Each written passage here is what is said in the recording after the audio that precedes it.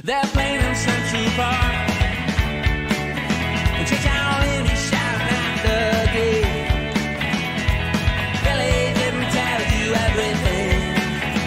Or did he mention the magic day? Well, I figured it out from a fig tree. It's the chosen fruit of the devil itself. And now you've been back for 50 years. And now it looks like that is taking off his bill. Waiting for October. I cross my fingers, cross my heart, and hope to die. Waiting for October. I'm in the book and I'll be learning how to fly. He's coming down, but he's not alone. He's gonna bring an army of saints, and he's taking all his brides home, and then destroying what remains. Waiting for October.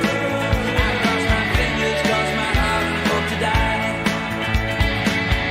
Waiting for October. I'm in the book and I'll be learning to be waiting, to be waiting.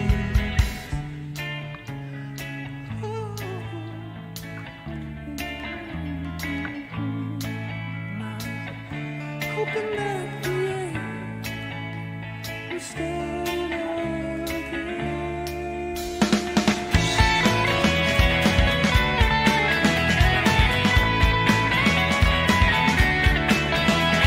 And that's when human history will die. I said Nasty was so right about the day. They said all ends in 1999.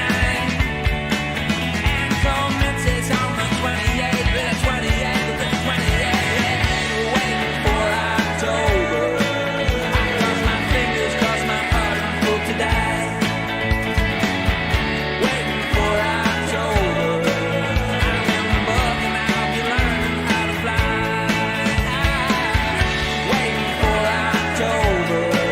I cross my fingers, cross my heart, and hope to die. Waiting for October. I'm in the book and I'll be learning how to fly.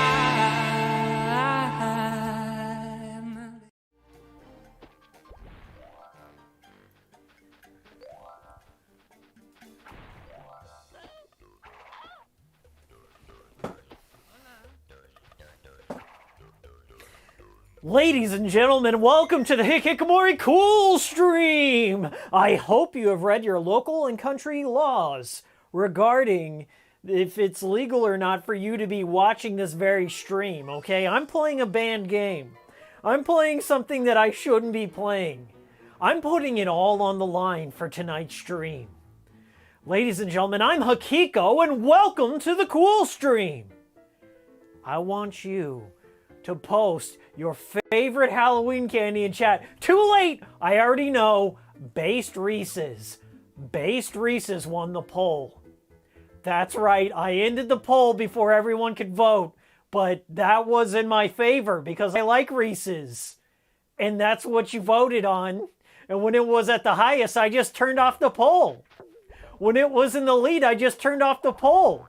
It's a very American thing for me to do on this very American holiday. That's 20 days. 20 days in advance that we're celebrating here on the Cool Stream. You like the new setup? You like it? We got the pumpkins. We got the pumpkins on the TV. There's a cobweb. I gotta get that. Let me get that real quick. Let me reach over and dust that screen. Nope. It's green. Like Frankenstein green. Frankenstein's monster, correction. Who do we got in this chat? Pathetic. Who do we got in here? We got Be Good to Each Other. This game is spooky as shid with a D. We got Musicology, Where My Glass Lace Actuals option. You mean Razor Blade? That's the one I know. We got Optic Gamer 37. Sony fixed the PS4 C-bomb. Really? I didn't know that. This is the first time I'm hearing that. There's never, like, I just landed on my table right now. No one's reached out to me. I've been living in a hole. Thank you, Optic Gamer. Thank you, Optic Gamer. They're keeping me in the loop. I wouldn't have known that otherwise. I love you guys. 12-year deal. Hikiko did a video on that. Man is on the ball. I don't think I did. I don't think I did. J-Spot, nice face. I hope I don't get shut down for streaming in green face. I think that may be against the guidelines, streaming in green face. We got Brad Giesler. Can I watch this crap? I don't know. Musicology, Hikiko, please. I'm already on the watch list for the Let It Die stream. For the Let It Die stream, you're on the what? Oh, okay. That's right. You heard some things you shouldn't hear on that stream. We got 10 Apple 23. I'm scared. Art Time and Silva. I'm scared. How are you doing, Chainberry? Think of the green people. Think of them. All right. Well, it's no surprise. I'm breaking all the rules, and we're streaming. We're streaming today. In fact, this is a world premiere. This is something that has never happened before. Okay? I'm streaming Muppet Monster Adventure on an Xbox Series X running Duck Station. Never happened before, will never happen again. Okay? Will never happen again, and it's never happened before. This is a world exclusive. Welcome to the Cool Stream. We're going to start. This is a blind run. I know nothing about it. I know it's scary because it's got monsters in it. Muppet monsters.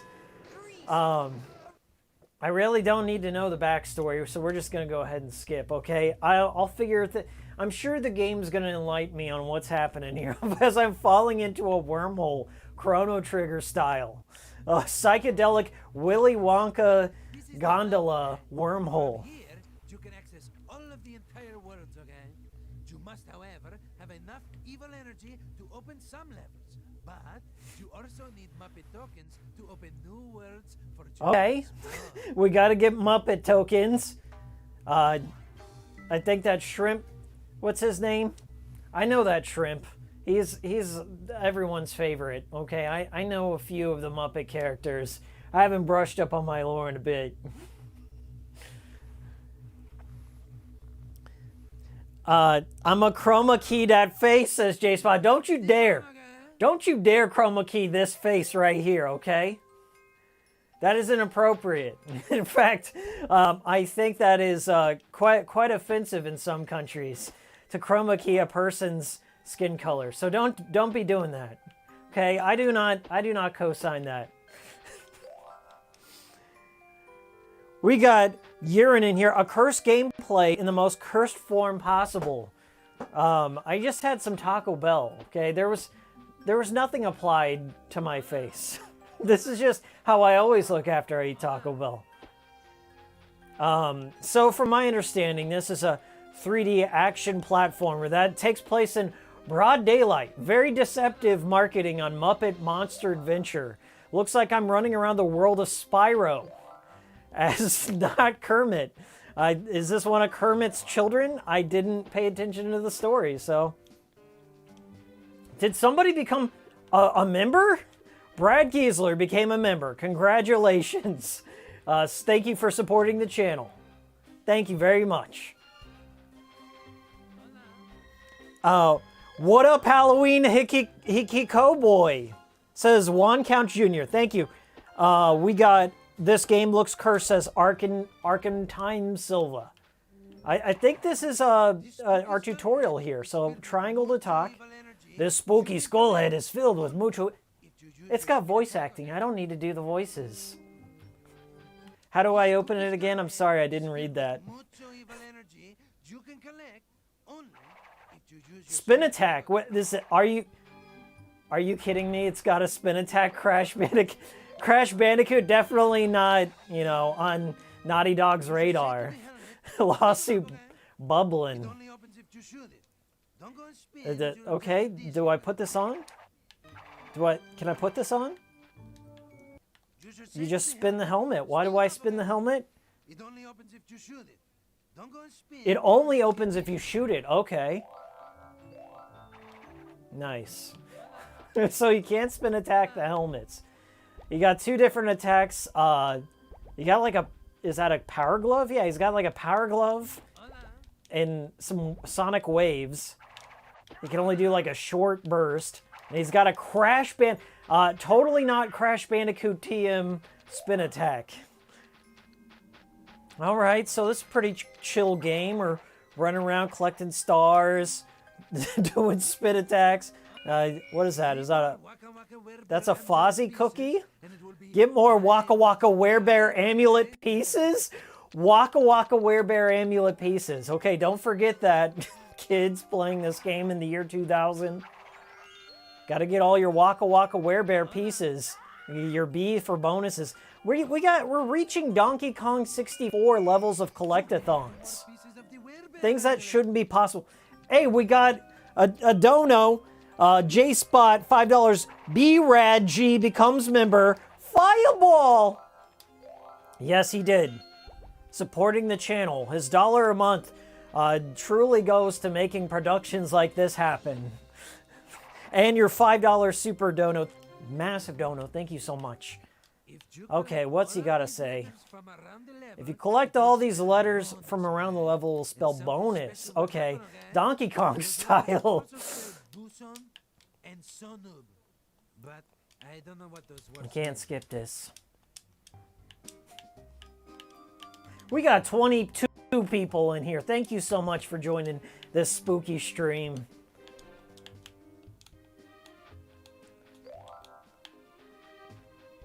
Okay, rolling around at the speed of 10 frames a second. We're peacocking it here on the cool stream. The jump is extremely short. Yeah, I don't know if I'll like that, but hopefully we won't have terrible platforming. I wouldn't expect terrible platforming out of a Muppets game. But, you know, I've been surprised by things before in the past on the cool stream. We got hearts. Did that increase my health bar? Muck Monster amulet pieces. All the amulet pieces here. We got Muck Monster. We got Waka Flocka Flame tokens. Okay, I'm a frog. I should be able to dive, right? L2, R2, nope. Can I just not breathe underwater? Can I not hold my breath and go for a little dive there? Okay, we're working on that bonus. I'm hoping this is just like this is just the tutorial. They're warming you up. Okay, we're gonna get to the spooky stuff. I just gotta get my frog legs going here. Rumple Foreskin has become a member. Let it die, bro. Thank you so much. Climb the tower. Climb the tower. I hope you guys like that little jingle, too. Hey, Joe Mama. Hi, everyone. Says Joe Mama. Thank you, Mama. What did Crash Bandicoot... I know we've got some Crash Bandicoot runners. Mr. T, if he's in here. Mr. T is like an old Crash Bandicoot pro. I wonder what they think about this game, or were they aware of it? I wasn't aware of it. I swear to you, I was not aware of this game's existence until yesterday when I put out that tweet. I was looking at CD Romance, okay? I go to CD Romance to look for games that I want to legally purchase. And I saw this. Apparently this was like one of their top played games for this month. And I didn't know it was a thing, so I was like, okay, this has to be the cool stream game to play. We got the frog checkpoint reached. Sentry is down in here with the Hassy cans. Thank you so much. We got the Lisa, we got the Brad face in there from Lisa. We got Ruchit Lajos, Spooky. Yeah, the Pepe game. This is also better known as the Pepe game. Feels good, man. Or are you commenting on my cosplay? Yes. Can we do a Pepe? for the stream? Let's do a Pepe.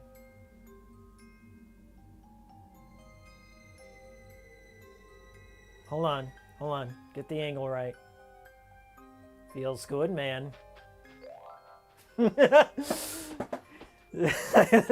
I spent a whole $1 on this costume. I went to the dollar store and I picked probably the most Chinese toxic waste chemicals that I could apply to my face. I applied it 2 hours before the stream, so it's really had time to set in to every pore.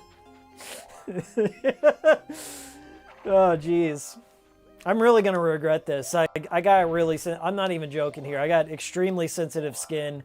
I can't wear latex. I got an Emil mask from Nier. I've worn it once in my videos. It was a gift from Kirk. He knows how much I love Nier. And an Emil mask goes with everything, quite frankly. And I put it on, and I didn't have it on for no more than 10 minutes, and my whole face was like burning. Really, really burning. So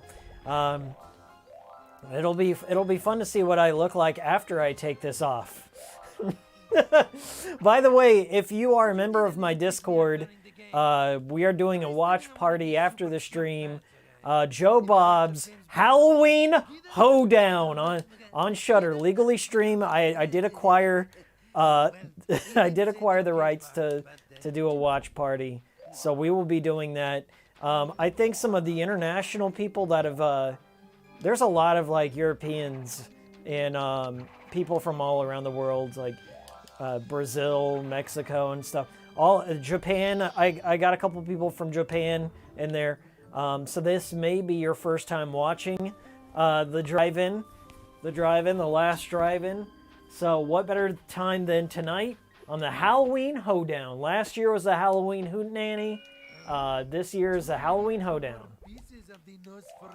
2 more pieces of the Nosferatu amulet. Is that the Gonzo amulet? The Nosferatu one? I know Gonzo's in here. Bonus. Okay, is this an extra life? It's just like Donkey Kong. I'm familiar with this kind of gameplay. Okay, getting all the stars.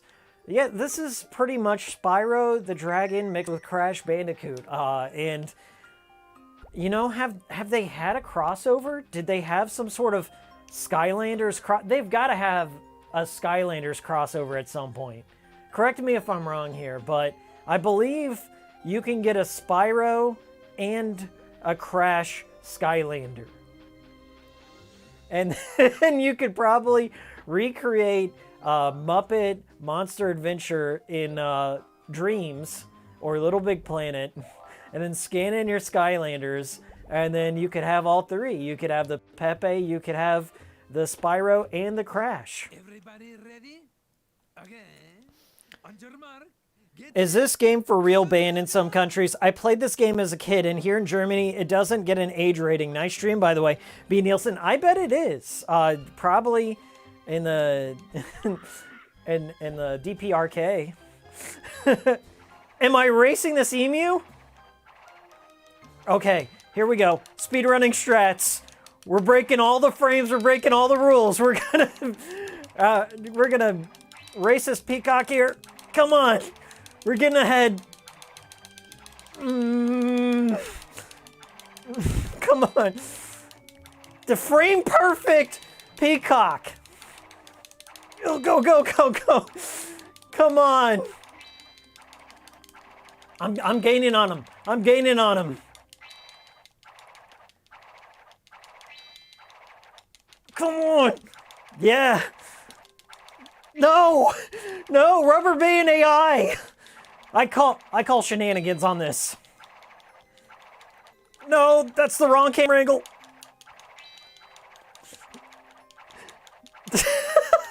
It's not catching a breath or anything. It's not going to just give me this W. But we're taking it. We're taking it. Suck on that L. Suck on that L, Peacock.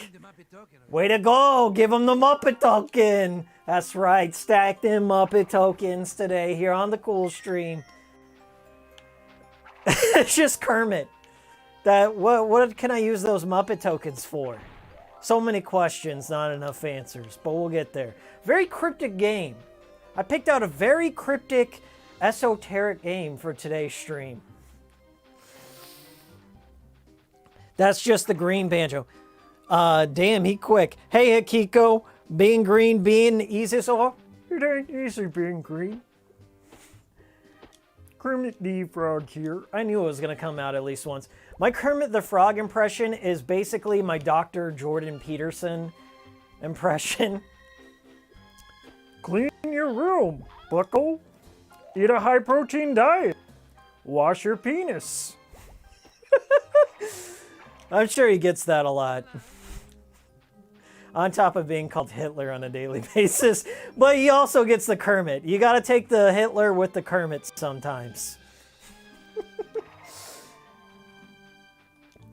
Jesus, I did watch this Dr. Jordan Peterson documentary they put on Amazon Prime. I was like, oh, there's a documentary on Dr. Jordan Peterson. And it was straight up heavy-handed. Dr. Peterson is a far-right Nazi the entire way. And they like had all these weird candid shots of him in like his library, and he collects like old Civil War portraits and shit like that, and they just zoom in on them, and they zoom in on like a maniacal face. It was quite funny. Like if you ever want a textbook example of propaganda piece, watch that Dr. Jordan Peterson documentary on Amazon Prime. It's really funny. It's like unironically really funny, like how heavy-handed it is.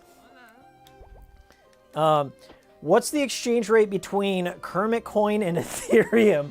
I pretty much think Kermit coin is a shit coin. I don't know who tried to rope you into investing, just YOLOing into Kermit coin, but that was a pump and dump. I'm sorry. In fact, it hasn't been around since the year 2000. It was around for 1 month, and you just got fleeced. What can I say? I got all the evil energy to open the portal to the nether realm. Beelzebub will be pleased. Hikiko, did you run out of turmeric for your skin condition, says Rumple Foreskin? No, I always have turmeric on the ready. And my skin condition has kind of cleared up over the years. Maybe it's because I'm not in such a crazy, stressful environment anymore. Where I was just slamming caffeinated beverages and sugary foods all the time, and I weigh a lot less than I did when I was in that position. So removing a lot of stress out of your life tends to clear up a lot of skin conditions, but also turmeric. I take it for my skin and my joints and stuff, and it's been good. Like I haven't had any crazy... Like, my face used to, like, break out in flames all the time, just burning. And it was bad. It looked like I had psoriasis at one point. And I've got friends with psoriasis. But yeah, like, I was just that stressed all the time. And turmeric helps me with all that stuff. And working out, going to the gym helped me with all that stuff. So I don't really have those kind of issues that much anymore. It's nice. But go see your doctor if you have that. What do they call that? A dermatologist. Go see a dermatologist if you have that. Don't live in pain and all that shit, because that stuff is just misery that you could fix. You could get that. You can just fix it. And if you can fix it, do it. But yeah, turmeric was the thing for me. I take turmeric pretty much twice a day. It helps because I'll eat stuff that I know I'm not supposed to eat because I get offered it. I get offered like, hey, Miles, have some of this cake. I just left a bag of Reese's Pieces out in front of you. Don't eat them. And I eat them. But turmeric really helps prevent like that shit, so it's nice. I also take some other supplements here and there. Take some protein powder because I work out. Something I've been committed to. I've committed to this. It's not like, you know, we're headed towards the new year. Here's the new thing. No, I've committed to it. I've been keeping it up. I've been going to the gym daily since May. And I've lost some weight. I really have. I didn't tell anyone until now. I mean, I've told my friends, like, yeah, I'm going to the gym and shit like that. But I haven't really said that much on the cool... I did tell a story. Never mind. I did tell a story about how an old man was trying to fondle me at the gym and stepping in the crap briefs. That was another thing that happened. But so I've still been going, despite all that crazy stuff. I've still been going, and I've lost a lot of weight. I'm down to 150 pounds, and I have not been down to 150 pounds since my freshman year of college. So it feels weird. It honestly feels like I'm less bummed out. And I'm also, like, you know, keeping my other stuff in check, trying not to eat so shittily all the time. I still eat some shit I shouldn't do, but I think it kind of balances it out. Like, yeah, I'll have, you know, like maybe one shitty thing every other day. And I can reconcile that. Now, how do we open that? I'm just looking around for switches and things. The green make your eyes pop. Thank you, I guess. Yeah. And the lips, I didn't do anything to them. They're just inflamed. It's an allergic reaction to this $1 Chinese makeup that I put on my face. What is this thing here? Try standing on one of these super jump pads. Oh, in the words of James Brown, get it up. Come on now. Get on up. Ah, it's a whole brand new world full of brand new exciting things. Lots more shit to collect. It's going to be one of those games. We're stretched thin on content, so let's put a lot of collectibles down. Are you Baby Kermit or normal Kermit? I think this is Baby Kermit. I think Miss Piggy had recessive genes, so I turned fully into a frog. I'm not some sort of homunculus or chimera, right? It's a chimera is what they call those things. I always thought about that. Miss Piggy and Kermit, if they ever had a kid, it would just be a chimera. that sort of thing. The Green Juggalo. My ninjas know what's up. I'm a member of the Dark Carnival. Hey, we got $2 from J-Spot. Thank you for the dono. Rumple Foreskin is a great name. Glad he's a member. Right. Part of my my rogues gallery, if you will. Or what? The ragtag crew. The Hikikomori family. The Dark Carnival. Everybody ready? I unironically know a lot about ICP. I have seen Big Money Hustlers. I've seen Big Money Rustlers, the two Criterion classics. We are just not even gonna do this. I gotta figure out how to beat the first level, the tutorial level. Oh, I was gonna zone skip to the goal. Oh man, I was gonna just go through the goal, say fuck this race, walk right through it.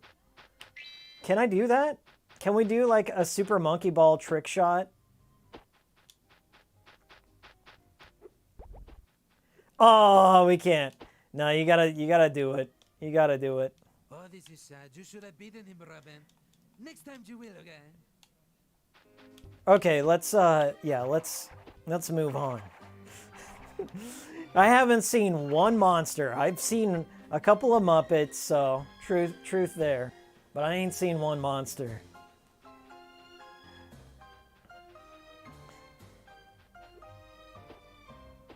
The music feels like it belongs like on a Transylvania style level. But no one wants to go to Transylvania in the daytime.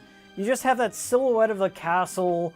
You have the thunder in the background, the lightning strikes, crows fly, bats fly out of it. Right? that's what you would use this music on. I don't know what's going on here. Yeah, I know a lot about ICP because I grew up white trash poor, and I was surrounded by juggalos. I'm from the Midwest, so juggalos are, yeah, they're not too uncommon. You go into any fast food, I'll tell you something. This may save your life, or this may save you some money. Okay, so there's a secret code between the juggalos, the juggalo, and the juggalettes. Okay, if you see anyone either wearing or having a tattoo of a hatchet man, just Google what hatchet man is. ICP hatchet man. That's their sign. That's their FBI, by the way. The Federal Bureau of Investigation has now recognized juggalos as a gang. They are now considered a gang instead of a family or whatever you want to call them. So if you see the Hatchet Man, and that's on the website, the Hatchet Man, if you see anyone wearing one of those necklaces or having a tattoo, just say, "Yo, what up, ninja?" Just say, "What up, ninja?" to them and see how they react. I'll tell you something. This happened to me. I was at McDonald's, and I was in a drive-thru, and the cashier had a hatchet man on his forearm. And I was like, "Hey, thanks, ninja." Whenever he gave me his food, his eyes lit up. His face smiled. He goes, "Family!" And he gave me 2 apple pies for free. Just put them fuckers in that bag. And I'll tell you what, anytime I see a member of the gang, the Insane Clown Posse gang, FBI recognized gang, I say, "What up, ninja?" Or I'll say something else like, "Hocus pocus chocus, right?" Just say something from ICP adjacent. And it always has a positive result. I've never had a negative juggalo encounter in my life. They're genuinely good people. There's also gatherings of the juggalo. That's a thing they do. There's a few different places they like to gather. There's like the big gathering. The big gathering is just some big concert. There's documentaries on it that I've seen. There's the YouTubers that go and they do that all gas no brakes thing, where they do one of those interview man on the street things. And the Juggalo gathering is always entertaining. You always see people methed out of their mind. They do a lot of butt chugging of Faygo Cola. There's titties, always. Clown titties. There's music. There's dirt biking and trailers and trailers of meth. It's like that Woodstock. What was it? That Woodstock '99 or documentary, like that, but more insane. Literal felons and drug dealers just running around, lighting shit on fire. It's great.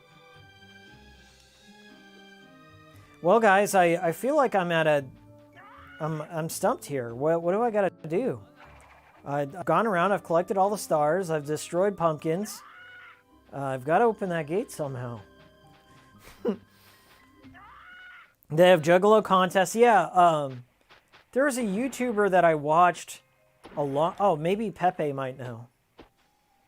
The water looks nice, no? Agua fresca. Okay. The water looks nice. Agua fresca. How do I dive? You got any pro tips on how I dive? I'm hitting all the buttons. What's the deal? Do I get a snorkel going? Is there something behind this waterfall? Oh, they're not that cool. Yeah, I feel there's even Ape Escape had swimming abilities here, but yeah, I'm just not seeing a way to get down there. There's stuff I need.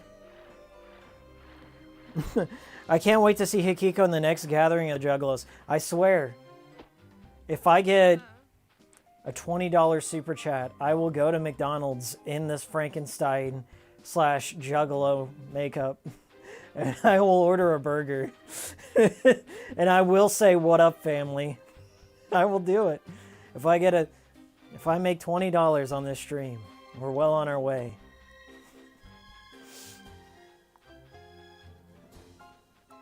Love the legs. Yeah, they are some funky legs here.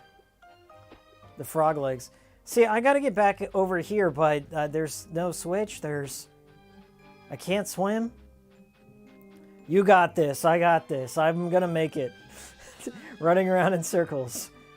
Let's see if I can Dixie Kong it over there. Ah, not even close. There's gotta be a better way.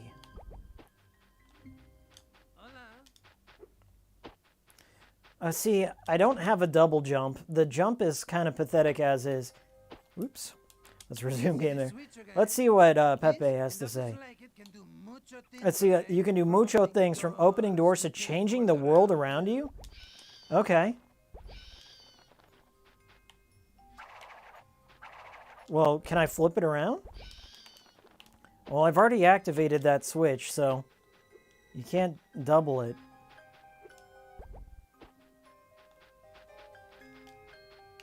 I can't make it up there. You need another token, then you have the ability to dive. You have 3 out of 4. Okay. Well, let's look. I've already won the race, so I got that token. The right side takes me down to the beginning of the level.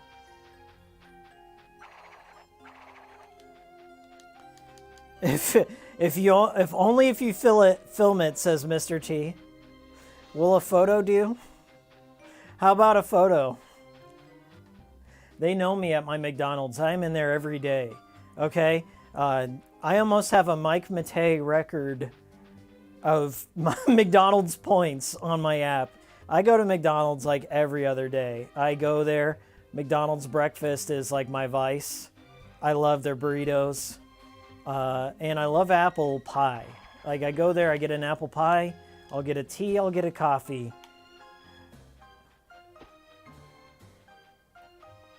Would you rather 100% this game or Addams Family Mansion Mayhem? This game, for sure. Mansion Mayhem is unforgivably boring. And this already has, like, far more gameplay mechanics than Addams Family does. So I'm going to give it to Muppet Monster Adventure. And I'm sure it picks up as soon as you get out of the tutorial area. So I've got to get another token in order to dive. Very, very stringent on its rules. That was the checkpoint. I already got that. The arrow's telling me to go this way. All the way around. There's stuff up there. Okay, cool. That may be our token. Moving right along. What do you hit? Okay, Y turns you into this abomination. Here we go. Getting all the stars, the evil energy as they call it. Ready for some Oh, nice. interviews? Hola. You now have the Muck Monster Morph skill. This gives you the ability to swim underwater.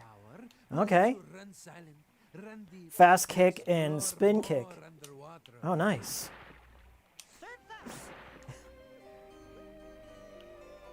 Oh, this is amazing. Okay. Now we're straight up Majora's Mask Zora form here. I wish I could say it controlled as well, because it don't. Do you have Nosferatu's glide We got all them gonzos. Now you can rescue Nosferatu. Gonzo is Nosferatu in this than one. any superhero, okay? After a jump. Okay, is this a double jump? Oh, it's a glide. Dixie Kong style. Love from Shivani Gaming. Thank you, Shivani Gaming. Shivani Gaming. I'm gonna subscribe to Shivani Gaming. Hold me to that. Shivani Gaming, if you got any videos on your channel, you're gonna see this green face popping up in your comments. What's going on here? What's going on here? Thumbs up. That's what I'm gonna do. That's what I'm gonna do. I'm gonna leave that like. Get out of my face. I'm leaving that like on Shivani Gaming's channel. Thank you. That is such a nice comment. Why can't all comments be as nice as Shivani Gaming's? Thank you, Shivani. Okay, okay. So now we got some glide ability. This is going to really open up the world. It's really just building upon itself. The game is just building upon itself. It's like the developers are teaching you to have fun through these mechanics. They just drip feed you the content little by little. And it just builds this great mosaic of fun, is what it's doing. I know. I'm a certified game journal professionalist. Next Halloween, you better go as a VTuber.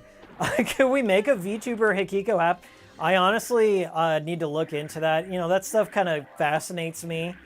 But I myself am kind of like a virtual friend, if you will, okay? I've already got it down. We don't need some layer of abstraction. We already have the friend simulator layer of abstraction going for the cool stream right now, quite frankly. I know none of you in real life. Unless you work for McDonald's around my area, then I probably know you. But those are the only people I interact with in my real life, just McDonald's employees. I gotta give McDonald's credit. They're the only business in town that's managed to keep the same set of employees. Everywhere else is just like, hey, we're tired of being abused by your shitty corporate practices and getting paid jack shit, so we've walked out. That's what's going on in every business around. I got a haircut yesterday, and the lady who was cutting my hair was just like, yeah, it's just the two of us. We work 4 days a week, and we have to close on Wednesdays because that's the only time, or not 4 days a week. They're 6 days a week, and they have to close on Wednesdays because they don't have any employees.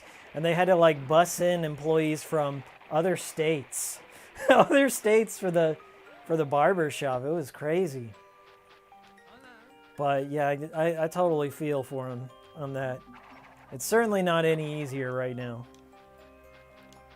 Parasocial relationship, says Mr. T. Goddamn right. This game is too green? The game or me? Okay, so now I got a whole plethora of new abilities. This really opens up things. I'm gonna go try and get this switch over here. This chat is all the McDonald's worker you see every day. Well, thank you for supporting. I support them, they support me. There's nothing parasocial about that.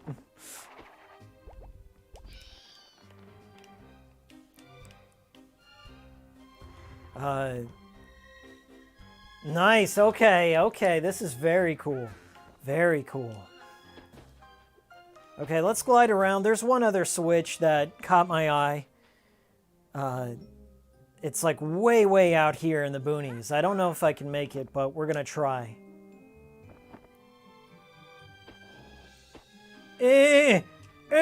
Aw, cocked again. We're gonna make it though. I love this ability. I hope I get to keep it. I have a feeling that they're just gonna make you collect those amulets every level. So like the first part of the level is just gonna be spent meandering around an open map looking for tokens. And the second half's like, oh, here comes the Metroidvania element. And the fun can begin. I really want to get that switch before I press forward. Just so I can say that I put my best frog leg forward here. I don't know how anyone is making it at McDonald's, says Art Time. I don't know myself. I mean, I think they're paying They're paying well. I'll tell you that. I actually have somebody I know who works at McDonald's. They got a second job there recently, and they're like, McDonald's was offering to pay me more than what I had starting out at my job that I had to get with my degree. Like, McDonald's is just paying people like $16 an hour or something like that. That's not bad. It really isn't for starting out at McDonald's. McDonald's is like probably one of the places that isn't being stingy nowadays. So I'm a proud supporter of McDonald's and their ethical practices. But they don't seem like they're short-staffed, I'll say that. So they must be doing something right. I also have a friend that had their college paid for by working as a manager at McDonald's. So, I mean, like, McDonald's is a pretty firm stepping stone. Like, if you want to get a job there, if you want to get your life together, like, look no further.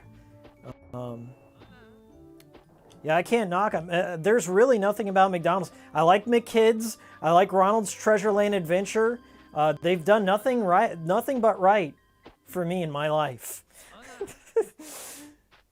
There's a pretty cool Ronald McDonald cartoon put out by Klasky Suspo. The people that did Rugrats, Are Real Monsters. I don't want to throw Ass Told by Ginger in there, but yeah, they also did that. Klasky Suspo, they kind of hold themselves out near the late 90s for sure. Here's the Klasky Suspo retrospective everyone was looking for. Good God, speaking of Rugrats, you guys seen that new 3D Rugrats that Paramount Plus put out?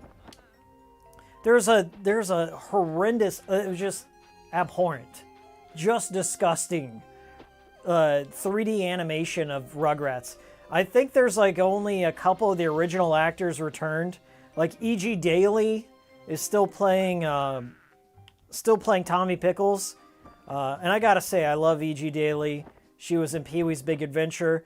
Oh, we just missed it.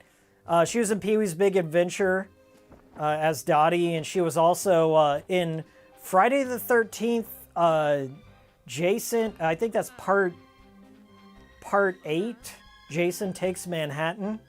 She's like the rock star chick. That's E.G. Daily. She does Tommy Pickles' voice. So she returned. The actor who plays Stu, I think, passed away.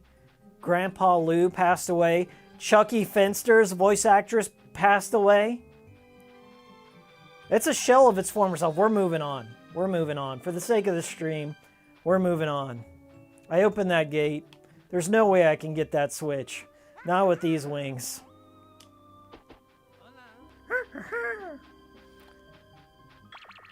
Yeah, they pay for daycare for some people. Yet don't diss Asshole by Ginger. Mr. T, the one contrarian, the one big Asshole by Ginger fan, shows up. I would respect you if you said, like, you know, Rocket Power or something, but Asshole by Ginger. There's nothing good about Asshole by Ginger except for maybe the Macy Gray theme song. Like, if you're in it, if you listen to the Macy Gray theme song and then you dip out, I'd respect that. What's Pepe got to say here? Hey, this teleporter thing will take you to the destination. What's your rush? Oh, he's not going to let me push forward? I bet I got to hit that switch. There's no getting around it. I got to hit that switch. Stupid. I will say I am enjoying this. It's a lot better than what I expected, and I feel it will become fun eventually. Maybe I have to, like, glide from here. Like, this is a very specific path to get to that one ledge. That Bubsy 3D render polygon over there is my goal. So here we go. Like, the draw distance doesn't even allow that. We did it! Oh man, we did it! I didn't think that was gonna work. We got a subscriber. Brawly Games just subscribed. Thank you for subscribing. Brawly Games. Go check them out. Brawly Games. Rocket Power was my shit too. Whoop whoop, $5! We got a real Juggalo homie in here. I hope I'm representing your people well. I hope I'm the spitting image of everything. When you close your eyes and somebody whispers in your ear, Juggalo. My face is what you see first. That is your mental image. Thank you for the $5. We're closer and closer. We got an Ashley from Trace Memory. By the way, I gotta give a shout out. I think it was this guy named Lees Muguez. Lees Muguez commented something about my editing on my videos. Lee said that they liked how I use actual video game sounds in some of my transitions. And they wondered how I did that. I source them from the games. If a game has a sound test, I'll use that. If it has a PC version, that's the easiest. If a game has a PC version, I can just like rip the sound artifacts out, no problem. But a lot of the time, I end up just sampling from the game itself. Like I'll have a character do something that elicits a sound effect, I'll record it, and then I'll just make my own sound library. You can't super chat under your own account? Oh, you're Brad G. Okay. I'll have to look into that. Something might have happened. Something might have happened. I'll talk with my mods after the stream. We'll make sure you can super chat. Okay? Nobody ban anyone who's super chatting. If you super chat, say whatever you want. Say whatever. Okay? I am your dunk tank. Okay? Throw the tomatoes. I'm the guy in the town square in the stockade. Go for it. Okay? Super chat away. Pay to play here at Hikikomori Culture. What else is there to do, Pepe?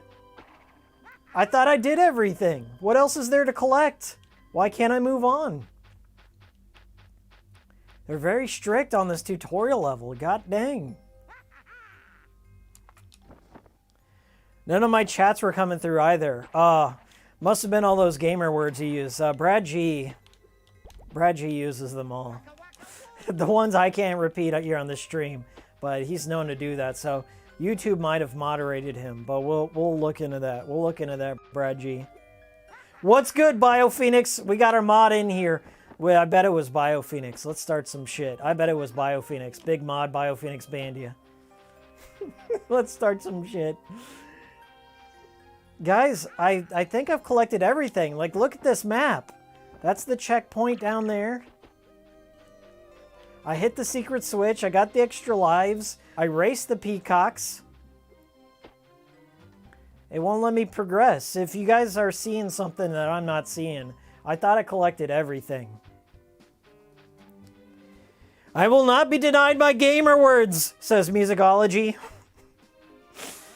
A lot of people on Twitch were. Twitch is like completely... It feels good to be a YouTube gaming streamer. YouTube gaming streamer. Like, today feels like a victory. Like I was finally vindicated. All the shit that's going on Twitch right now. You guys hear about this? A lot of their source code. They're just straight down to the source code for Twitch. Like if anyone wanted to make a Twitch clone, not saying that I endorse that or what have you, but it will happen. There is some Chinese company out right there right now making their own Twitch equivalent using all their code. But there's a lot of stuff like all the Twitch donos, super chats, what people were making, like what the streamers were making. They were making like millions. Who the top streamers were. I think like Mike Matei. I looked into Mike Matei. Somebody had like posted like, this is what Mike Matei is making. Mike Matei is making 90 grand. That's no joke. 90 grand. That's some good money. I have mad respect to Mike Matei. But he's not streaming the Muppet games, okay? Only here on the Cool Stream. Maybe I'm not supposed to reveal that. Whoops. It's public info now, okay? That I just read it on a news outlet, okay? A journalist posted that. I'm relaying information that I absorbed as a consumer, okay? But they also had something like like Twitch surveys, anytime a streamer like left feedback about being harassed or something, like all these private conversations from the streamers to Twitch support, all leaked, all of it. I know a lot of prominent Twitch streamers already migrated over to YouTube Gaming. Dr. Disrespect is one of them. So there's going to be a lot more, I bet. It's not going to go over well, this big leak. But Twitch is a whole different beast, guys. It's really far different from YouTube. I don't know if I could swing it over there. Take you to the destination when you stand on it again. But what's your rush? There's still a lot to see Okay, here. what? Is it going to block me? It did! Okay, it let me through, finally. It didn't let me through the last time I did it. Maybe I just had to stand completely still. We are moving on. Level 2. The game can finally begin here on the Cool Stream.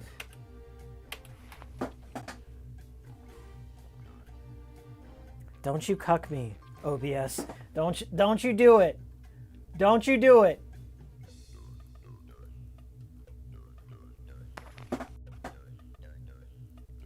It's gonna shut down. It's not gonna leave that like? Is it shutting down my whole operation? OBS is not playing nice today. We didn't even get all the Kermits. I combed that entire tutorial level clean. I did like 7 extra laps around it. Okay, I was being very thorough, very meticulous, and collecting all the tokens, and still here we are. Musicology. They also leaked their stream competitive service, Vapor. What service was that? I didn't... Did the portal take us back here? This is the same level. You can't fool me, game. You can't double dip. I'm too observant for this. What? How did I end up back here and why? I use regular OBS. I find regular OBS is more friendly to some people that have like a programming background, that understand some scripts and plugins and stuff. You can get a lot more elaborate with regular OBS. Streamlabs kind of wants to push you towards like a preset thing, like, okay, here's one already set up for you. Everything you see here, I did myself. All the plugins, all the little bells and whistles, the way the chat's oriented, that sort of thing. I programmed that myself. It took a while. It took some doing, for sure. But every time I do a cool stream, I add something to it. So, yeah, that's some background information. You probably didn't want to know that, but there it was. Well, guys, what do I do? I'm literally having a DSP moment because I've wandered around this map thousands of times. Do I kill the peacocks?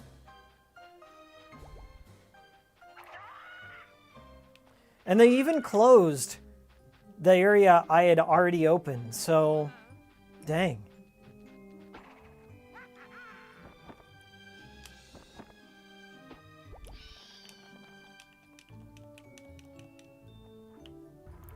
Epic Games isn't doing well to people just use it for free games, and a lot of exclusive get cracked day one, says Angel of Darkness. Oh, Amazon was making the stream competitor. Well, Amazon was making, they got a gaming service right now that's called Luna? Luma? One of those things.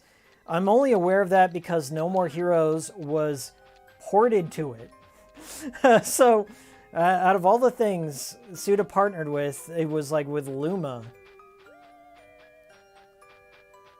But I didn't know they were making... It makes sense for them because they already have a video hosting platform where you can put your content on there. Mark from Classic Game Room. That's a throwback because he's been gone for like 5 years or so. He was trying to reboot his channel on Amazon Gaming or something like that. Get set. And Go. he ended up like posting all of his videos on there. I think Angry Video Game Nerd did it for a while too, because Amazon was actually paying you. God, it was. How much was the CPM? Their CPMs were high, like way higher than YouTube's at the time. And then so everyone was just re-uploading their old content for Amazon, and you could watch it like a TV show, from what I recall. But I think everyone kind of gave up on it for some reason. But when I was looking for gaming content, or I was recommended some gaming content, I wasn't like actively looking it out. But I would see stuff like Pat the NES Punk, I would see Angry Video Game Nerd and Classic Game Room. I'm like, what is this doing on Amazon Prime? But that was a thing for a while, so it makes sense that they're getting into the streaming game. It honestly surprises me with their cloud. Like, they have an extremely sophisticated cloud network. Like, their backend is ridiculous. There are so many websites that are they have so many dependencies built around the Amazon cloud that I'm surprised they haven't done it before, but here we are. I'm going to race this peacock again. We're going to do our crash strats and see if I get the final Kermit coin I need. Maybe I had to race the peacock twice. Very Mario 64 of this game. I never knew AVGN was on there, but I heard CGR did not do it for long because money. Yeah, CGR tried everything in the book to keep things afloat. I don't know the whole financial situation, but I know Mark likes money. Mark really likes money. And when money dries up for the adpocalypse or other reasons, he just dips out. And that's kind of what happened. Like, he still has a channel that I'm aware of. And I think he just draws comic books on it. But he completely abandoned his brand. He's not the only one, I'm sure. Come on! Come on! Come on! Ah, that didn't count. Next time you will again. We'll do one more of this fucking peacock thing. Because I'm running out of ideas. I don't know what else there is to do on this level. I've done it all. Somebody look up the game facts, please. Please, just post game facts. Just one unbroken wall of game facts in chat, please.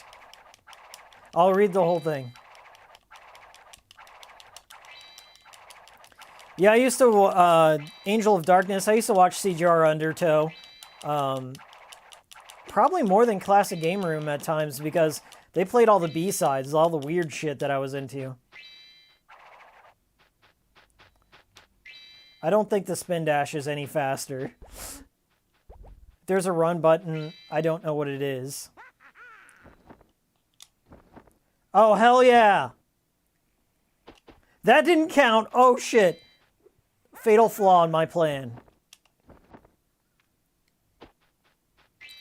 But that may be our ticket. The bat wings may be our ticket. I'll do that next time. Next race, I'm just going to glide as whenever there's like a big gap between two poles. Oh, this is sad. You should have beaten him, Robin.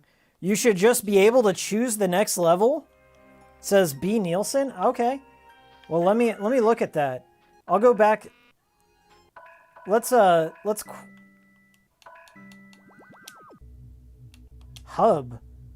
You can just warp out at any time? Oh my god.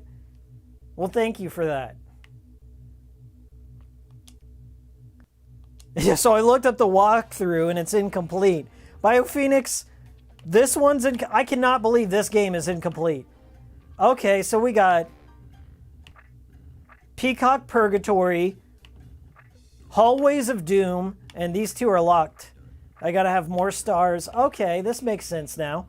Look at all these levels, guys. Look at all those levels.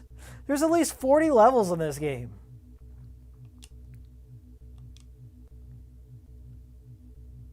Oh, you're Kermit's nephew, Robin.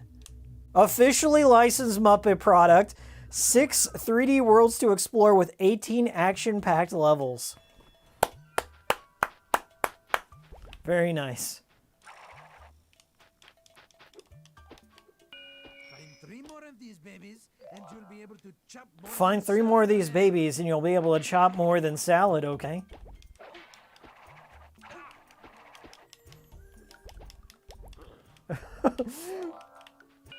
Oh, okay. Just use the beam. Pieces of the ghoul friend Set your phasers to stun. What's this guy's name again? Robin. I should know that. I think Robin's appeared in some Muppets media before. You only need one You might be proud of me. amulet, okay? Ghoul Fiend Amulet. Okay, that's pretty cool. Ghoul Fiend Amulet. I've been playing that Medieval remastered game. I slept on it when it came out. I almost bought it when it came out. It was like 30 bucks or something, 30 or 40 bucks. It was really cheap. But I slept on it. I ended up trading in Addams Family Mansion Mayhem for like $8. It was sad. I paid $30 for it. I traded it in, and I got Medieval for like $11. I'm like, whatever. I'll enjoy Medieval, and I did. I'm near the end of it. I'm trying to do like 100% completion on it. It's a lot of fun. Playing it in 4K with all HDR on. The soundtrack's like all orchestral, like big symphonic shit. It's wonderful. Highly recommended. I just joined at my own risk, says Martin. Welcome, welcome. Yarrow DK12. So Kermit's nephew is Crash Bandicoot wannabe? Yeah, he's LARPing as Crash. This is a Halloween-themed game, so yeah, it does make sense. I got the Ghoul Fiend amulet. Why does Gonzo keep popping down? To remind me that I can glide? Well, look at the top right of the screen. Gonzo just, hey, did you forget you can glide? Just reminding you. Hey, bud. Oh! I always like Medieval on the PS1. Yeah, I played the shit out of it on PS1, and it's very faithful. It's very faithful to the real deal. Well, I guess I keep my powers from each level. There's nothing else going on here. It's all locked, so... Oh, you get Miss Piggy's karate chop. Okay. That makes sense. They're very faithful to the lore.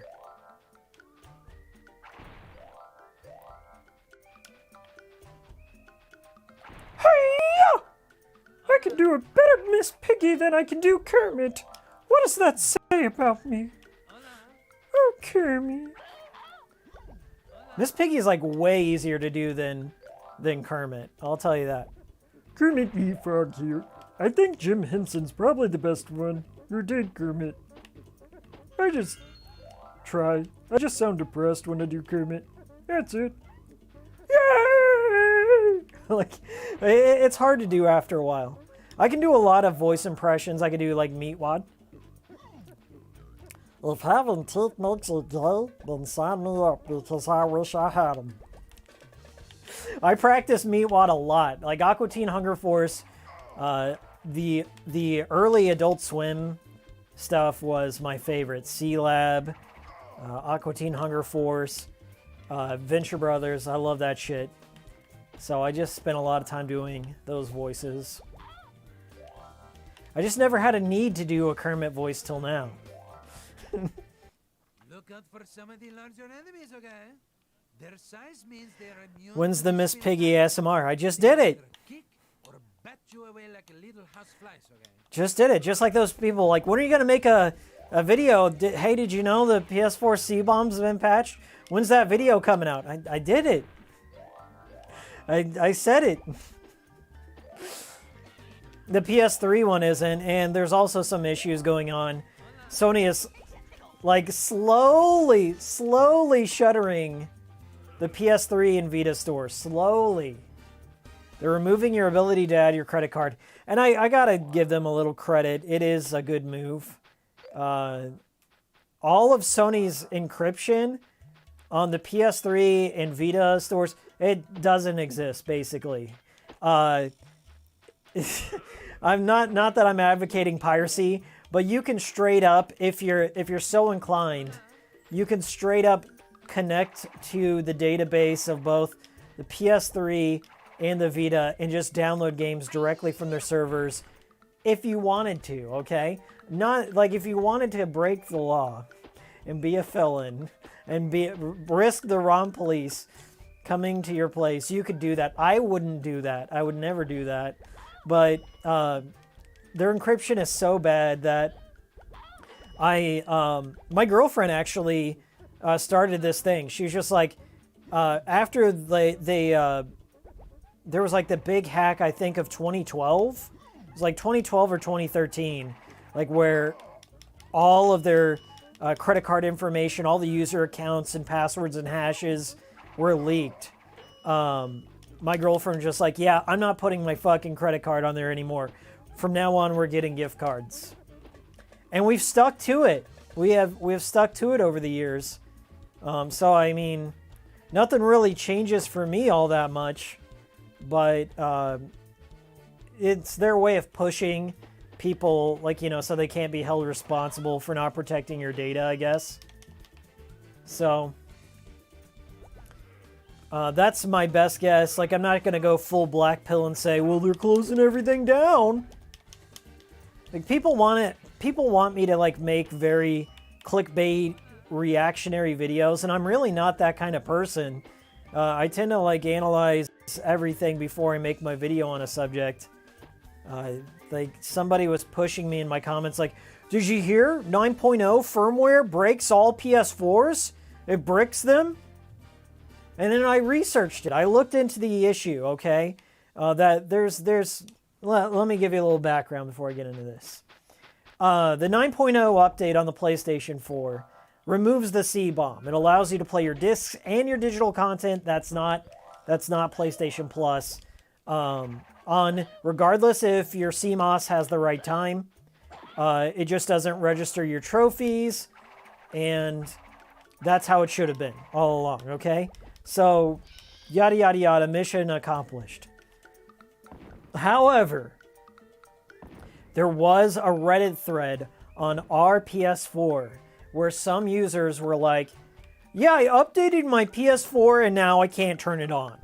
Or it's stuck in a reboot cycle, I lost everything.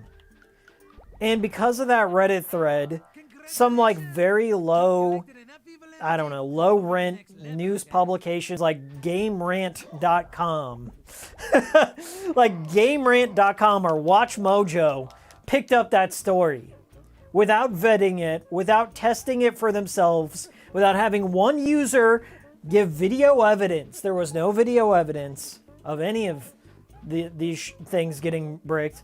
They didn't, like, you know, holler at Does It Play or whatever. So we could test it out or whatever. I don't work for Does It Play, but I know the people there. They're good people, and they would do their due diligence and test it out.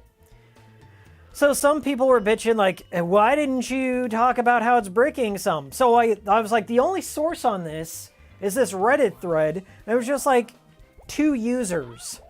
I mean, like, out of hundreds, out of millions, I should say, out of millions of people that have had this update, just people in this, like, it's been isolated to this Reddit thread. And when you're testing something, you have to account for user error. Like, what were they doing at the time? Did they lose power during the update? Have they been taking good care of their PS4? Was their PS4 already broken and they just wanted to start a rumor so hopefully Sony would replace their PS4 and extend the warranty? That shit happens. Did they have like a corrupted file database? Which happens all the time. Did they unplug external media? Did they plug in external media? What were they trying to do when things went wrong? This is called troubleshooting, okay? Before you start like ringing the bar, like, oh my god, it's breaking everything! No. Don't sound the alarm. Test it yourself. If you can verifiably replicate the problem across, we'll just say 100 user devices, okay? That may be cause not for an alarm, but something to investigate further. Now, we all know Sony, when you tell them there's a problem, they deny it exists, and then they gaslight you and make you look like an idiot, and then they go and fix the problem, okay? But for me, if I go out there and I start reporting like, 9.0 is breaking everything, guys, what the fuck? That leaves me culpable for spreading false information. And I don't do that shit, okay? The reason I reported on the C-bomb is because I had verifiable evidence from my own PlayStation 3 that I could replicate, that I posted my process. I documented everything. I had other users that could verify what was happening to them. Same thing with the PlayStation 4. And they're still investigating PS5. I swear to you, you have my God's honest truth. Hikiko's telling you right now. If I had access to a PlayStation 5, I would test the C-bomb myself. I don't have access to a PS5. I kind of boycotted buying it, mainly because of the C-bomb, but other things I just wasn't satisfied with current Sony. And that's the truth. And I don't want to pay scalper shit. I don't like paying into a retro bubble or like video game bubble. I hate that shit. I don't want to give anyone any more of my money. Like, $500 is a lot of fucking money to me, okay? I don't know about a lot of people out there, but to me, $500, like, if I make a mistake, I just regret it. I just live in regret and shame. Okay, that's enough to live in regret and shame. So I'm not going to just go dropping $500 willy-nilly. But $600, get out of town. $700, fuck yourself. Not doing it. And that's what they're going for. I'm not going to buy the digital one. I boycott, personally, all digital platforms, like fully digital. Okay, I like my options. But anyways, if I had a PS5, I would test it myself. I'd make my own video. Because everyone's going off the Spawnwave video. Like, I've heard nonstop, well, Spawnwave tested it. Spawnwave did it. Master Engineer Spawnwave did the testing. He tested out a handful of games. So that's all good. He may have tested a few games, but like some of his methods weren't well documented. Like, did he flush the PRAM? Did he flush the CMOS completely? Did he unplug? What did he do? You know, I don't know. I think it's too good to be true. So I would like to test it for myself. I will remain skeptic until I've tested it for myself and I know that there isn't some shady shit going on. It's just funny though. Like, the whole situation to me is funny because, like, we were villainized in the eyes of the Sony fans, even though, like, I'm big Sony pony #1 in my personal life.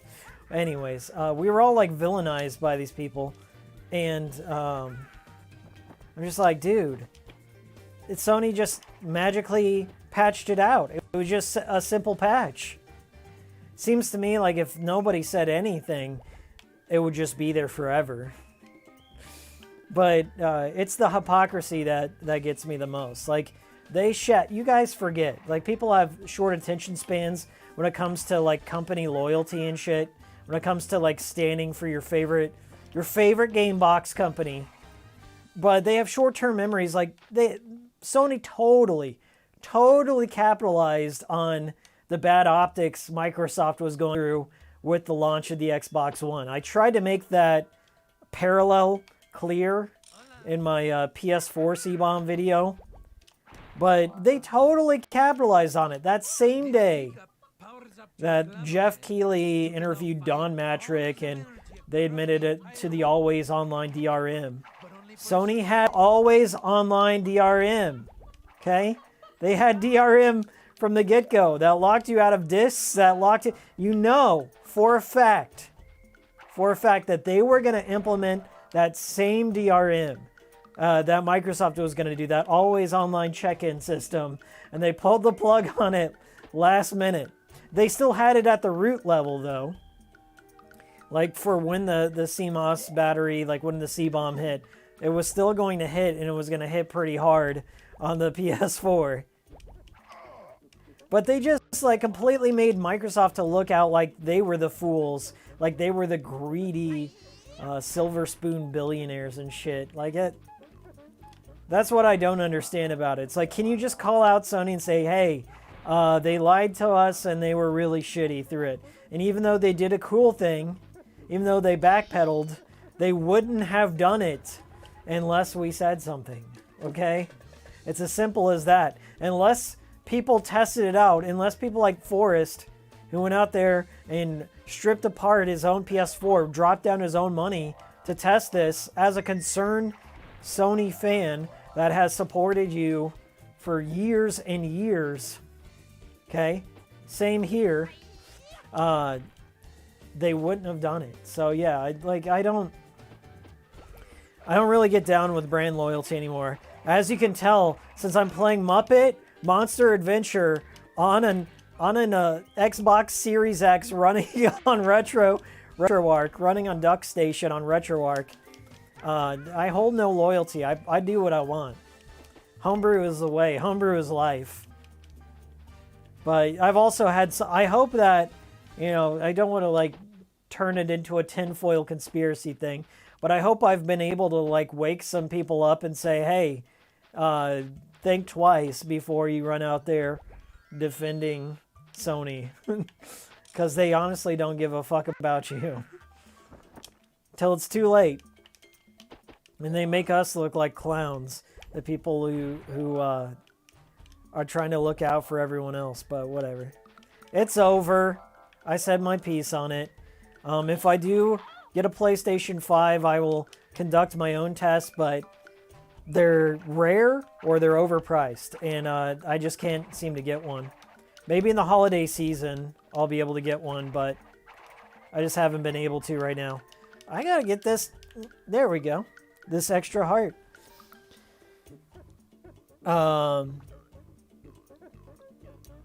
Terranigma people became so emotionally attached to their gaming hardware, platforms, and even games to the point where it's like if you insult their family members when you criticize things, yeah, tell me about it. Guys, I didn't even tell you the half of it. Like, I did make a video telling people to just chill out about it. I don't regret saying that because there's some people coming out there. Like, I didn't show it in my video, but I did post it on Twitter a little while back. But there are people that were just, like, straight up making specific threats towards Sony, okay? And I really don't want to be associated with, like, the loonies that are making violent threats towards Sony. Like, that's not what I want. That's not what most people want. Most people are just rational. They're like, no, we just want them to fix this bad thing. Okay? We don't want to threaten them. But I was getting that, like, nonstop. People were like, fuck Sony, and I'm gonna do this, or you should do this. And, like, whenever it starts getting into, like, very hostile stuff, I gotta get out my Janny mop, okay? I gotta clean it up, but it was getting real rough. Like, every video I was making that wasn't even related to the topic at hand. It was just like, make a video on Sony saying this, make a video like, you don't cover Xbox because you're clearly an Xbox shill.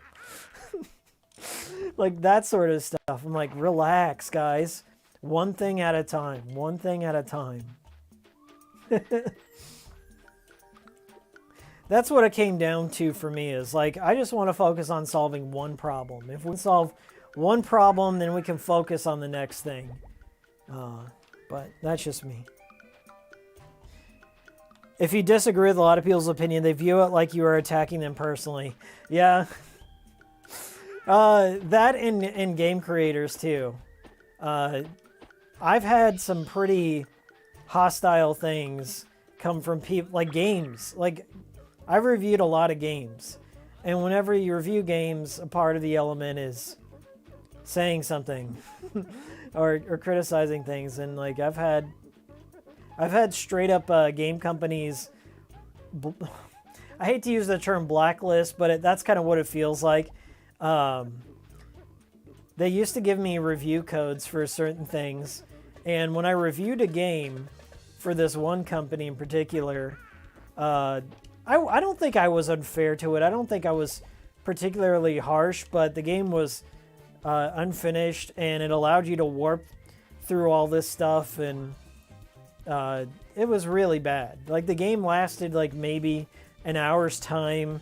One of the bosses didn't spawn. Like, one of the final bosses didn't spawn until like 2 patches later. It was bad. But they're like, okay, here's a key to review our games. Once you're done, send us a video of the review and we'll post it on our website. And that didn't happen. They never replied after I was like, okay, here's my video. And they never replied. They never posted it to their website, and I've never been sent a review key from them ever since. So everything you see on the channel is pretty much out of my own pocket. Anything I make out of the channel like goes to like paying for equipment on the thing, so I can make my videos, pay for my licenses and shit like that. And then I pay for all the games out of my own pocket, okay?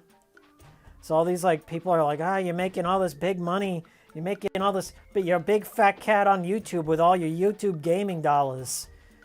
Acting all high and mighty like you better than us. No, guys. I pay for the games out of my own pocket. I pay for like the equipment and software licenses and other things I need to make the show happen. But it's whatever. Like you don't have to agree with it necessarily either, but I have to pay for shit out of my pocket because like nobody sends me review codes or games. And so what you get is, hey, I'm a gamer who paid for all my own shit, and then I'm stuck with it, so here's how I feel about the whole thing. Pretty much. I don't know if that gives me more integrity or less, but take it for what you will. That's a little behind the scenes knowledge, but it's true. Speaking of, I do have to disclose, I got a couple of reviews coming out this month. I put out a few videos last month that were fun. I do want to plug those. I put out my No More Heroes 3 retrospective. I think it's one of the better ones out there. one of the best reviews out there. I haven't seen any other ones, so just from my own impressions of not seeing any other ones, I really enjoy it. Tune my own horn.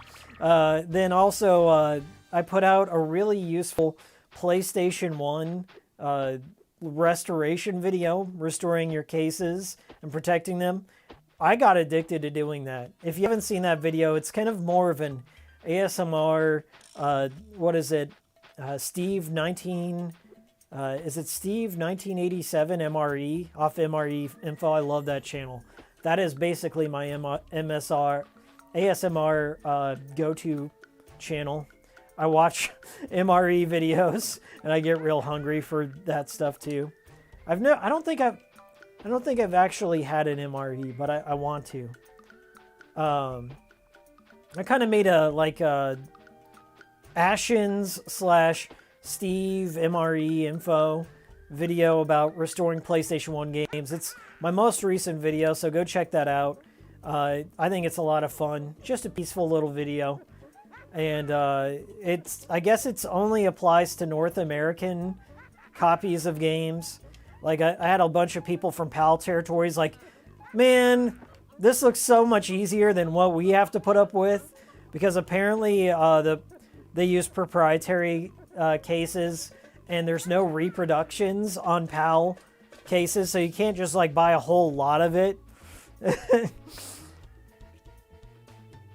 Art Time Silva says, love the Cumin Flynn info. Oh my god.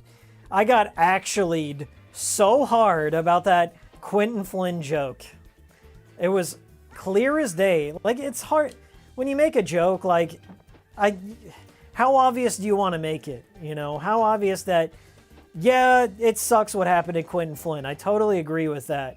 But at the root cause of it, if they didn't leak that sexy voicemail that he left doing the write-in voice, he would have been just fine. He wouldn't have been canceled, and he would still be able to play Henry Cooldown. I almost said Henry Coomdown. He'd still be able to play Henry Coomdown. But it's one of those things. Like, yeah, he was definitely fucked over big time. But when you have phone sex in that voice, in that write-in voice, you've pretty much put the final nail in it. You got to treat every voicemail, every phone sex thing you do as completely vanilla. Okay, I'm not going to sit here and try and be puritanical.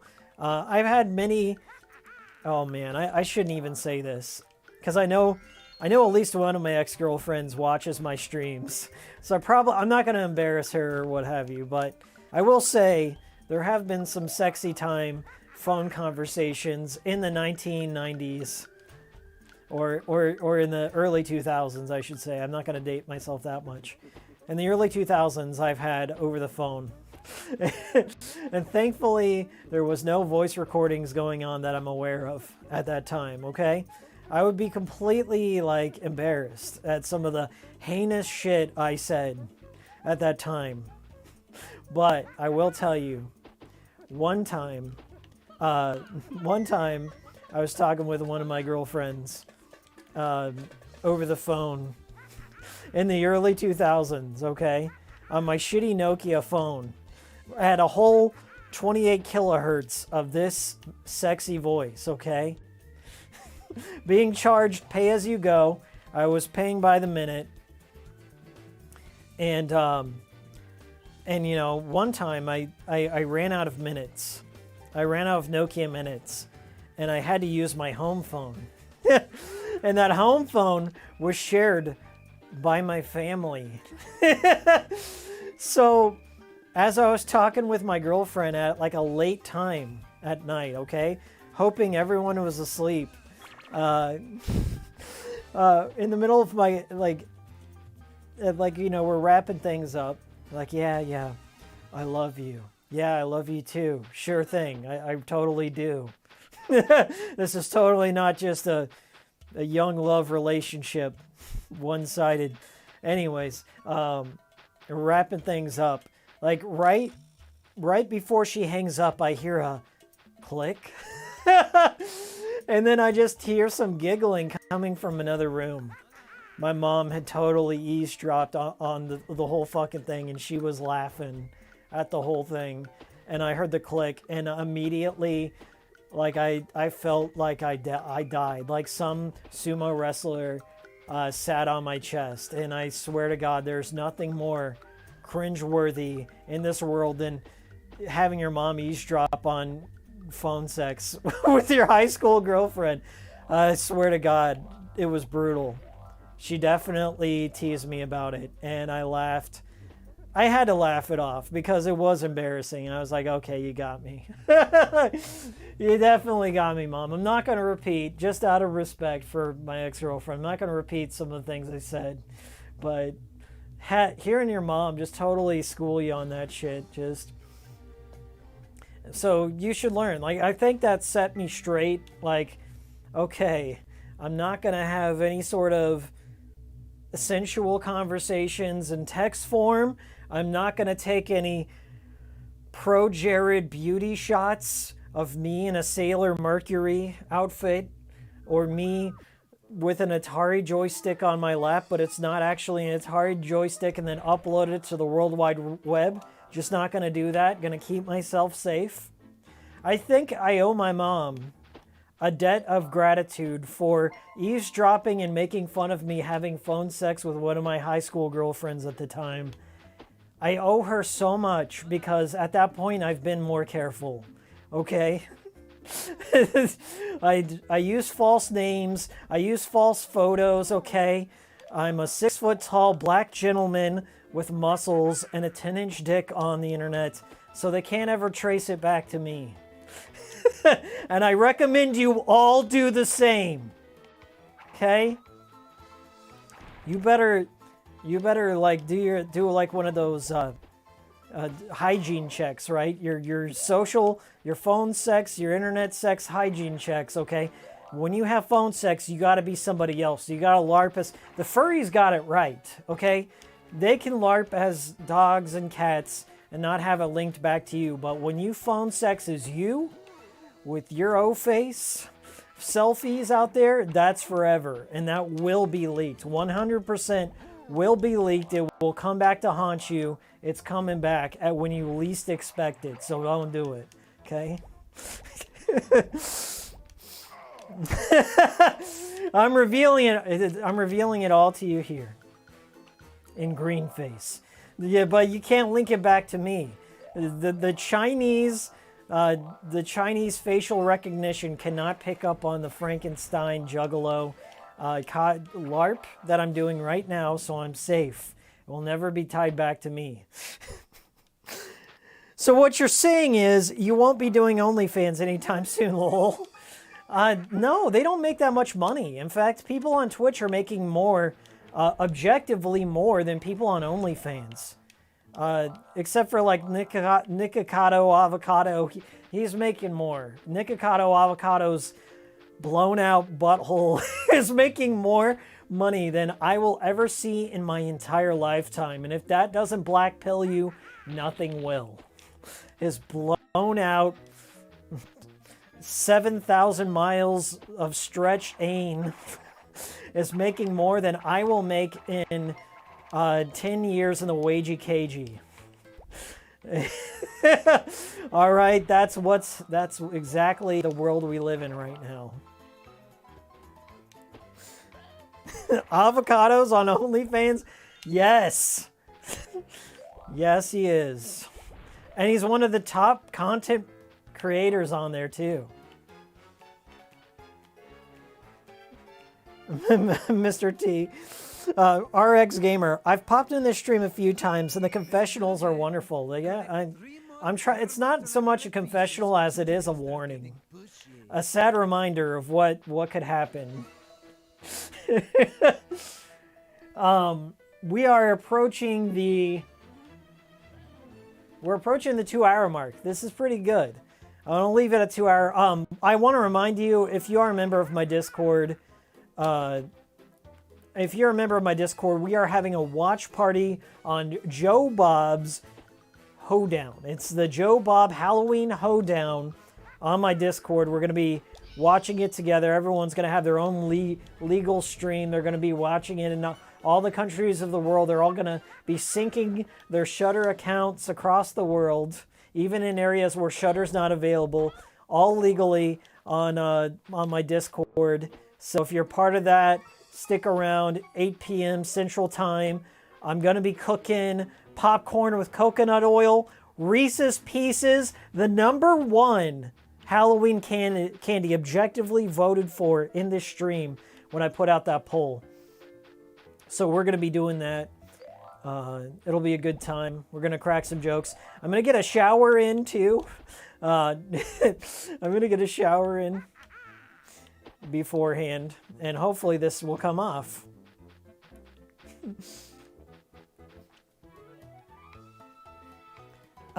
Would you ever play Battletoads with Nick Avocado? Hell yeah, I would. Listen, as much as people criticize Nikocado Avocado's Jabba the Hutt physique and horrific life choices and an absolute devastation of a butthole that he possesses, he must be doing something right. And therefore, I am just salty. So for that, no hate for me. No hate. I can't hate the player, okay? Hate the game. His thumbnails are something else. Like, I could honestly, he should teach a class. Nikocado Avocado should go to a convention, a YouTube convention, and teach a class about how to make the most horrific, abhorrent things to view that human eyes should never see.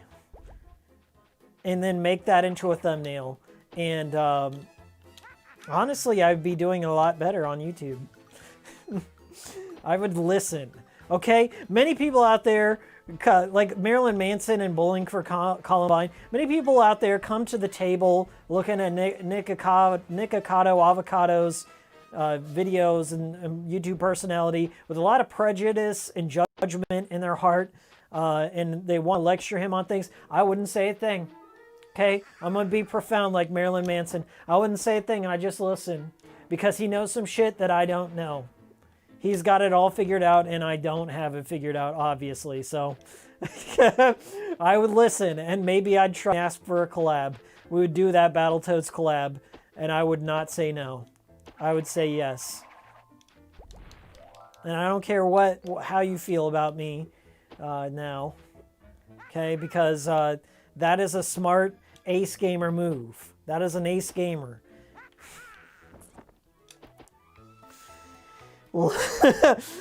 Rex Zodiac coming up soon. Nikado's secondary income stream webinar.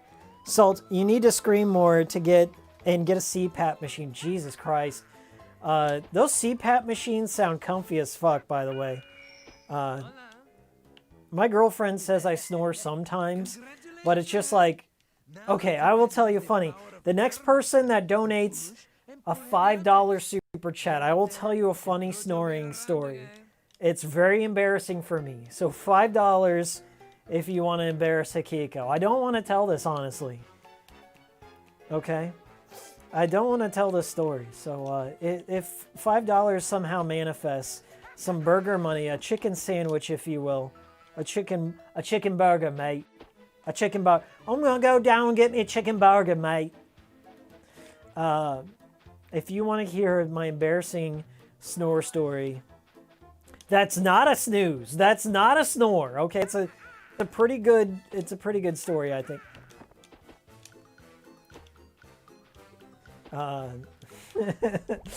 Some people in the chat might remember it if they went to school with me. I'm surprised, by the way, of the people. I've had one of these weird things happen to me where somebody in my real life recognized me. Good God. God dang it. There it is. What do we got on the screen here? Come on, OBS. Catch up. Where's my donos? It's supposed to pop up. Thank you very much. J-Spot for $5. We're going to tell the story. Okay, let me tell the story, and then I'll tell my other story. Thank you so much for the $5. There we go. We got Ashley Mizuki Robbins appearing on the screen. Way late. $5 from Salt. Okay, Harlot, I've done it. Thank you. That's $10. Thank you so much, Harlot. I appreciate it, too. You guys, it's worth it. Okay. I don't know if I've told you guys this. Some of you are aware. I went to college to become a teacher. And I was in a very, very rigorous program. I worked a full-time job. I also did an internship, like a teaching internship. I had 3 teaching internships. And I also went to college full-time. So it was just constantly... Oh, we got Yato! That's a new one. I haven't seen Yato yet. We got Yato. Lisa fans out there will know what's up. I was just not sleeping because I was always doing homework. I was running around, going to my teaching internships. I had to like make lesson plans. I honestly ran off of like 4 hours of sleep most nights. And I just like took naps where I could. And my schedule for this year was so fucked up. Like I had a 2-hour gap in between classes. And usually for that 2-hour gap, I was like doing my homework. I was printing out stuff. I was getting something to eat. I was just taking care of my life shit. But this one time, I had like a 2-hour gap between like my first class and my second class. And there was like this little student lounge area. It wasn't really a lounge. It was just like this area where there was a couch. And it was just in the middle of this floor. And there was classrooms all around it. I was like, man, that couch looks comfy. I'm just gonna chill out here on this couch for a little bit before my class starts, and I got 2 hours, so I'm just gonna like rest here. I had like a moment of narcolepsy. I was just out, just dead to the world, out. I had to like completely passed out on this couch. Time was lost on me. I slept like way past the 2 hours, but at one point while I was sleeping, like, no, by the way, none of my fucking friends, none of my classmates that were in that class bothered to wake me up. Who woke me up? Me. My chin was tucked to my chest as I was sleeping on this couch that was in front of this classroom, and I was just snoring, just like completely like, and people were like fucking, you know, coming by bystander mode, like laughing, like, ah, look at Miles over there, just completely knocked the fuck out, right? And my snoring just got gradually louder, and so it just started off like, but then eventually started going like I'm just like desperately gasping for air and shit, and it got so loud that I startled myself out of my sleep, and I made this sound. Oh! I go, oh! Like, it's just like a really loud, effeminate, oh! Like Tiny Tim or some shit.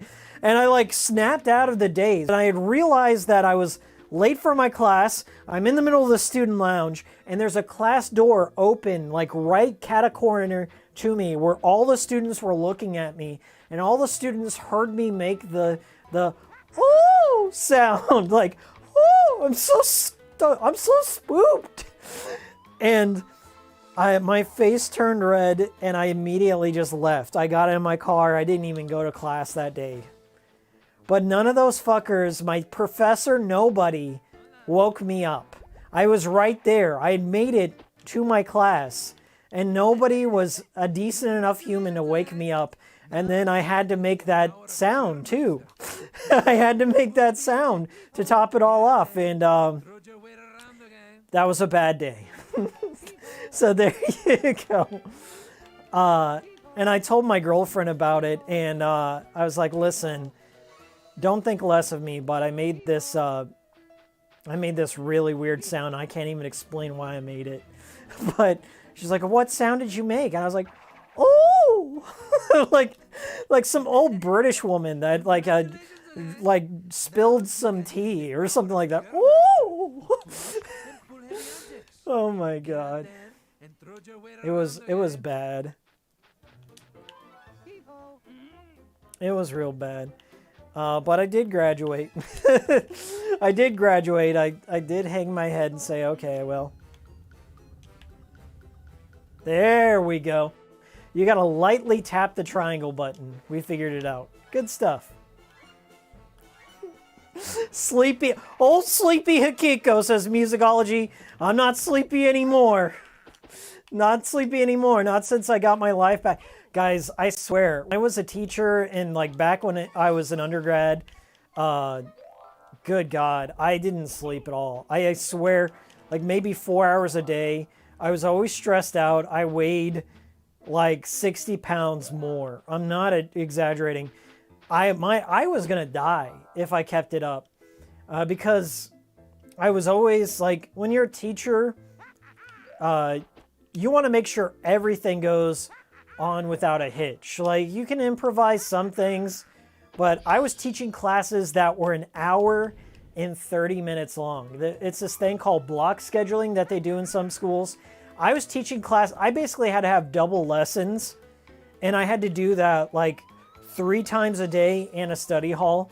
So I had to entertain teenagers for an hour and a half. Like, you can barely keep their attention for 15 minutes, let alone an hour and a half. So I was just like constantly like coming up with lessons and fun shit to do and engaging content.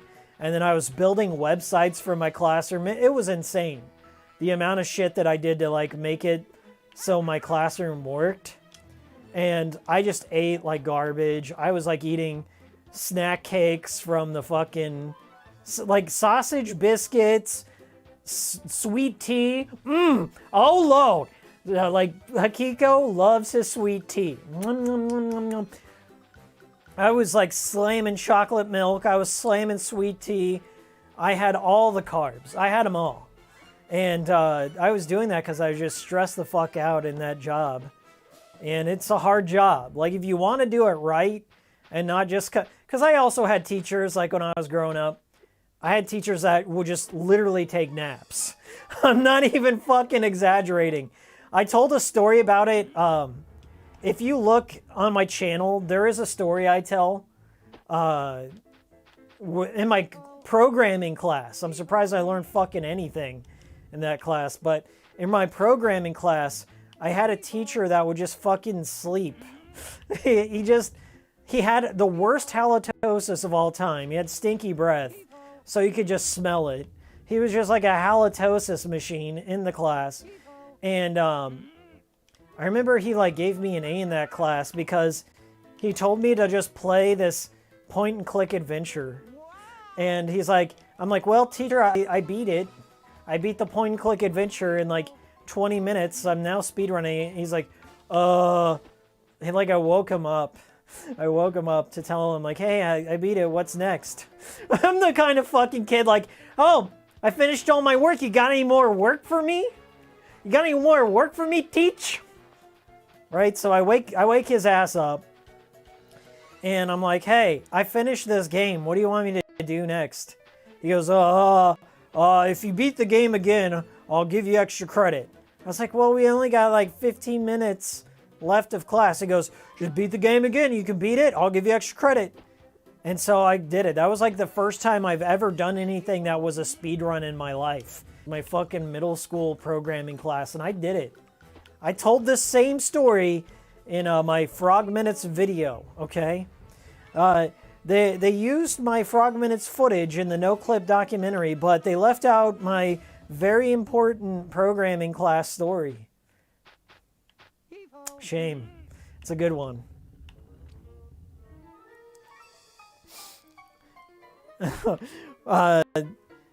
Imagine if one of your old students found your streams. I think they have. I was going to tell you guys a story. Okay, let's put a price on it. We'll put a bounty on it. I'll put a bounty on maybe next time. I'll save it for next time. I don't want to use all my materials, but it has happened. I've been recognized in real life for my work here on Hikikomori Media. And I've also been recognized in real life for one of my other YouTube channels. I've had four or five YouTube channels. And somebody else recognized one of my other YouTube channels. And that one's even worse. That's even worse. The shit I did on that channel, I can't even defend. Oh, is this a first-person shooter? Am I launching chickens? Oh, based. This is fantastic. This just turned into Chicken Shoot on the Wii, and I love it. YOLO! Didn't South Park 64 have a chicken gun that you just shot out eggs? I love unconventional weaponry.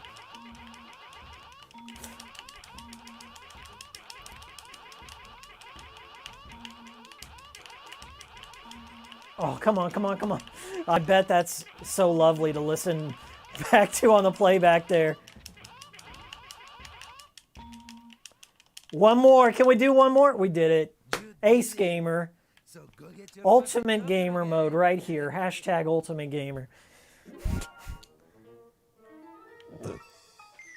We got that Kermit head right there. That's as good as a Starman in Mario 64. If you haven't been following along at home, that's the Starman equivalent. Can I go see Beaker over there? I had a teacher who would put a tape of every other class and bring her bring her girlfriends with babies in to gossip. It smelled bad, Fred Savage. I didn't. There's like 5 stories going on in that sentence. B. Nielsen, I have to go. Thanks for the funny and entertaining stream. Have a good one, everyone. Thank you so much, B. Nielsen. Oakland Cow says, Contra Rogue Corps had some weird fucking guns. All of them were post-game. I don't know if I could stomach that. I tried Contra Rogue Corps. It's bad. I don't see why, like, everyone's excited, like the fucking Konami rumor mill, like, every month. This is every month for the past 5 years of my life. I gotta hear the Silent Hill rumors, because I gotta hear them. I gotta be a Silent Hill fan, and I gotta hear them all the time.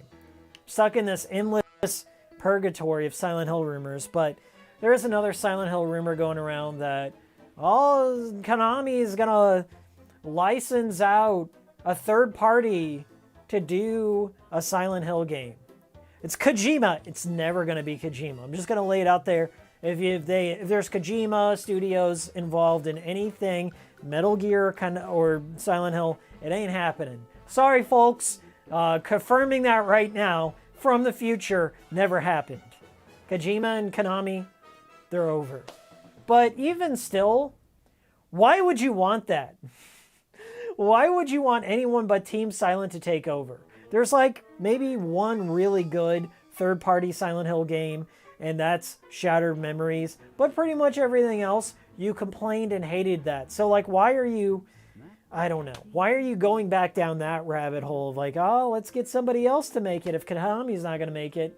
It's not happening, okay? Sure, they'll license out the characters. They'll license out Pyramid Head and Heather and James and stuff. Sure, they'll license it out. And we make a Silent Hill TV show. But just like Castlevania, series is dead. It's all dead. I'm sorry. Just gotta live with it. Did I just kill Beaker? What happened? I think I just killed Beaker.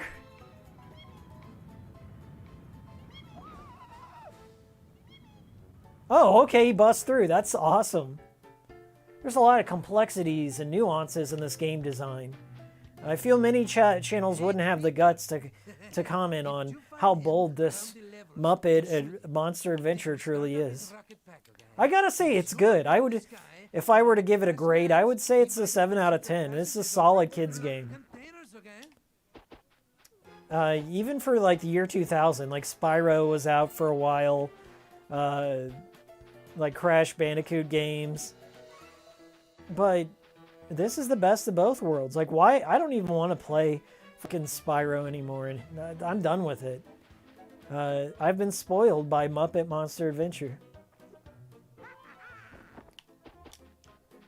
I don't want to hear any more about your Spyro, your Spyro remaster. Like, everyone has requested, not everyone, but some people have requested that I play the Spyro remaster trilogy, and I'm a fan of that stuff. Like, I like collections, so I probably will pick that up eventually. But people recommend and said it's like one of the better remakes out there. Whatever you want to call it. I don't split hairs. I don't get pedantic about that sort of thing. Remaster, remake, whatever you want to call it. What, you don't like them Panchikos? I've only played Panchico a couple of times. Hikiko, did you know that Konami hired Platinum to make Silent Hill 10? Even if that was true, I think Platinum would be the wrong team to do that. They just wouldn't make sense to me. But Bayo 3, I'm happy about that. And people are like, yeah, Bayo 3 looks so janky and it looks so bad and like it's taking forever because it's gonna be bad and what's with these kaiju things? I'm like, Bayonetta's always been kind of a lower budget franchise. It's a step above Oni Chambara in many ways. It's not on the same pedigree of Devil May Cry, but that's kind of like why I like it so much.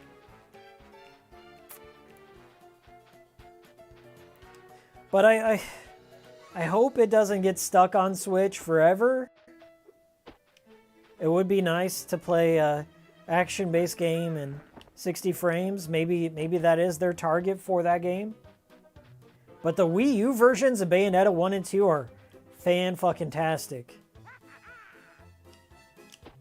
I would keep the Bayonetta games on my Switch, but they take up so much space. I'm a stickler for that sort of thing. I don't like games that take up unnecessary space if I'm not going to play them all the time. But yes, I'll be getting that. I may even stream that.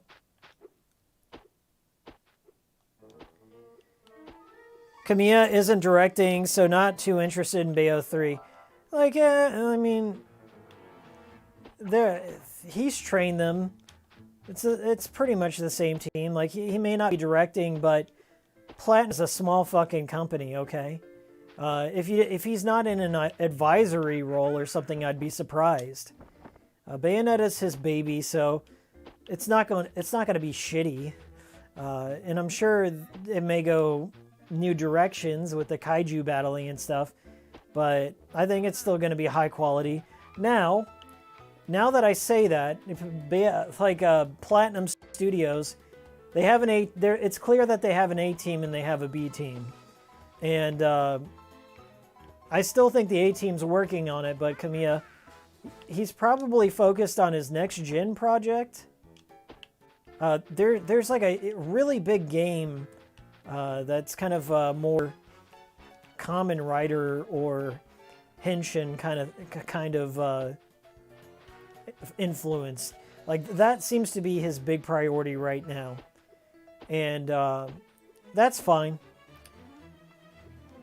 But there's no doubt that he's going to have some hands in it. It wants to push me against the wall. Can I just straight drop as that bat? It pushes me against the wall and pushes me out of the bounding zone there. So let's try this again. Got to get all my Kermit tokens. And then we're going to try one more level. And then that'll be a cool stream. Okay, so you can drop down. I was just premature. Okay. You fucked up not getting that Japanese collector's edition that had both Bayo games physically. Are you talking about the Switch one? There was a Switch collector's edition with both physical. Oh my god, I got to get that then.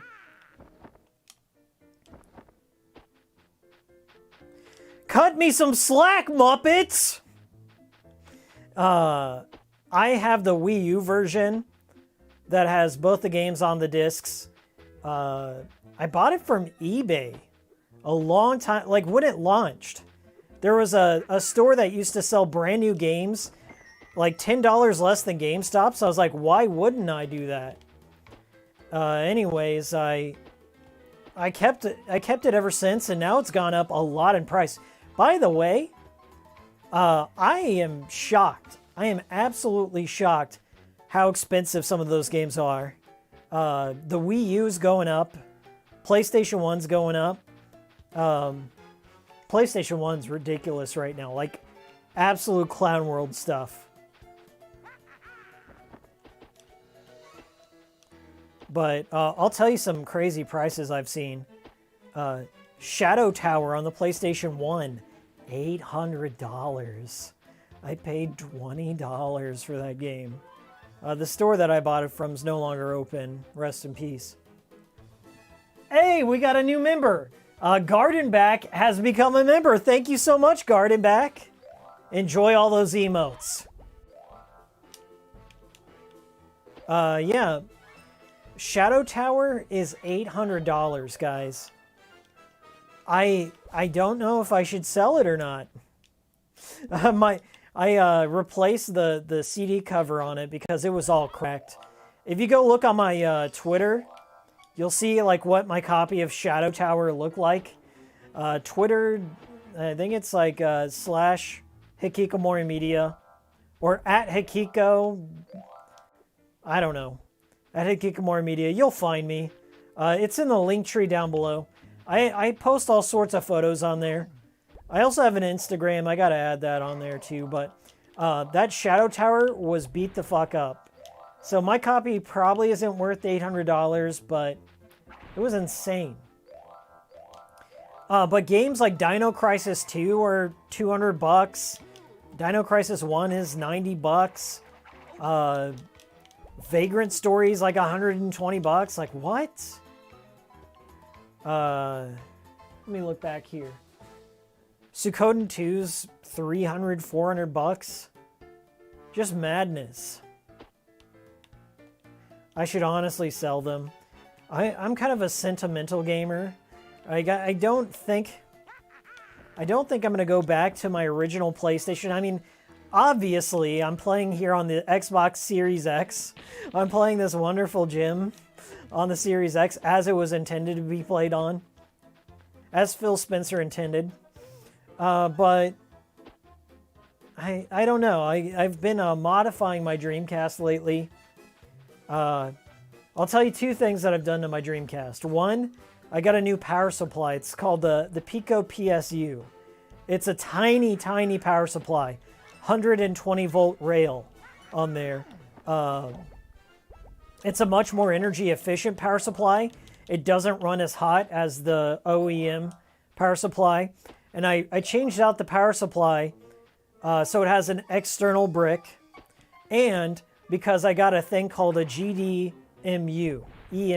GDEMU is basically an SD card reader for my Dreamcast, so I can run the entire Dreamcast library on an SD card. And yes, I do own the games. I do own them. Most of them, at least. But it's specifically so I can just have my whole library there and, keep my games in good shape. But there's one more mod that I want to do, and it's called DC HDMI.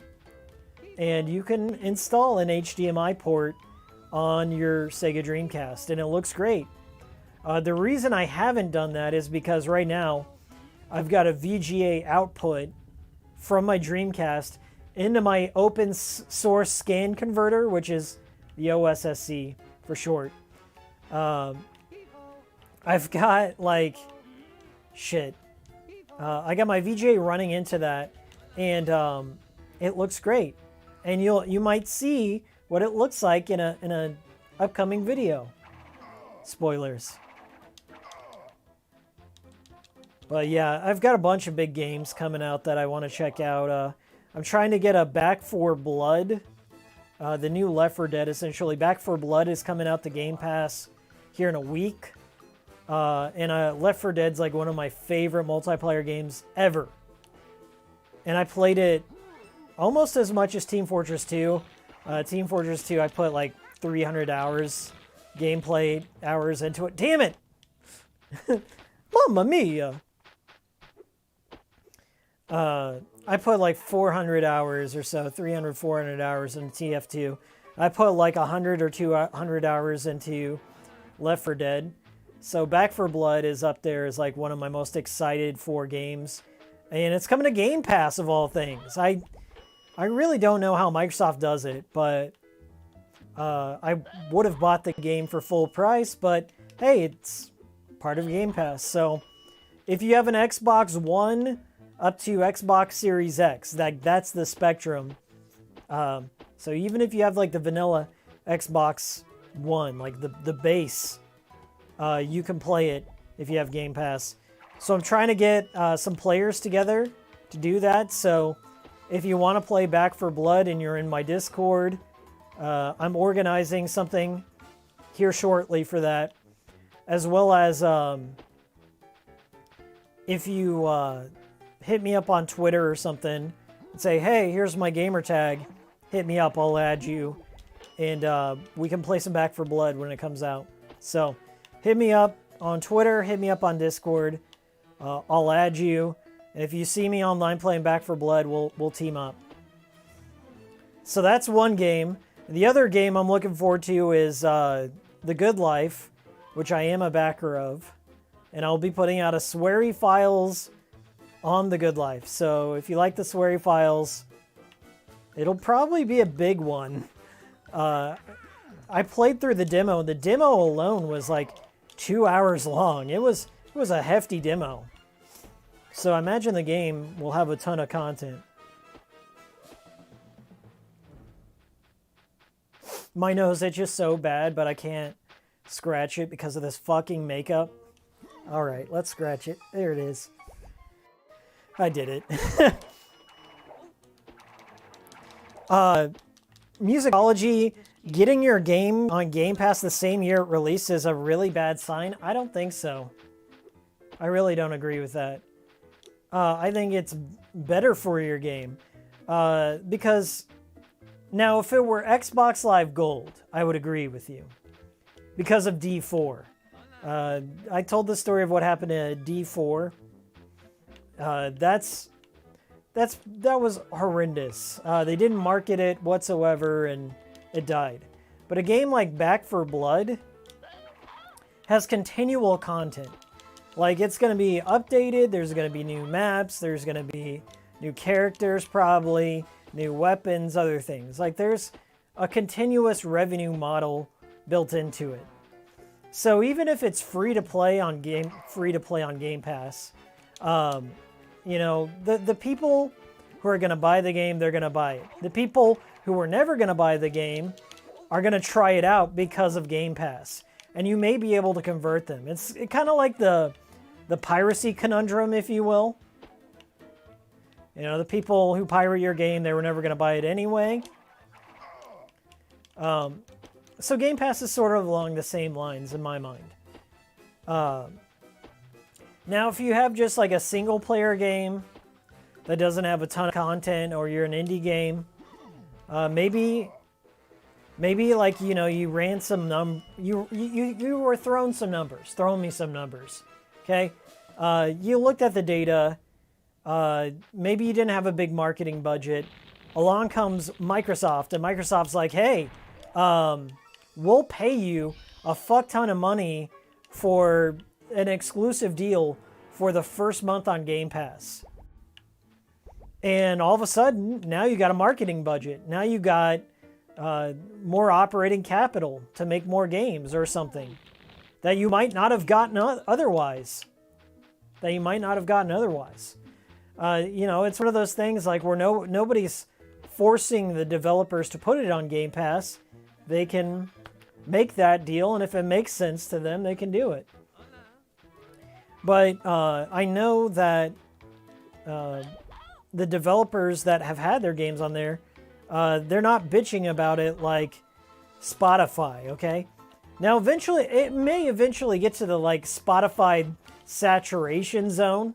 You know what I'm talking about? Like wherever artists are putting their music out on Spotify, and they're streaming, like they call it CPMs or whatever. Their CPMs start shrinking because there's just so much content out there. But right now, Game Pass like maybe has 100 titles at one time. So being able, like 100 is nothing on streaming services. 100 is nothing. Okay, you're able to stick out. You're able to get more people to check out your game. And hey, like maybe you got a sequel coming out, right? Maybe you put the first game on there. People play the first game and they love it, and they'll want to play the sequel. I just think there's nothing wrong with that. And it lets people in on the deal. So, I don't know. I just see it as a positive thing. It's certainly better than being on fucking PlayStation Now. I will say that much. I will say it's better for all parties than being on PlayStation Now. What a disappointment that is. RIP D4. Yes, agreed. D4 was fucked over wholeheartedly. And I will not defend that. I like Left 4 Dead, but I should try Back 4 Blood someday. There's a Left 4 Dead clone, a World War Z game. Yeah, Starbreeze made that game. Starbreeze, the guys who made The Darkness, which I love. The Darkness is one of my all-time favorite first-person shooters. They made a World War Z game. I haven't played it.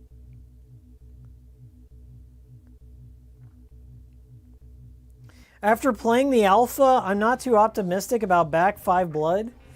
Listen, it's an alpha. What can you expect?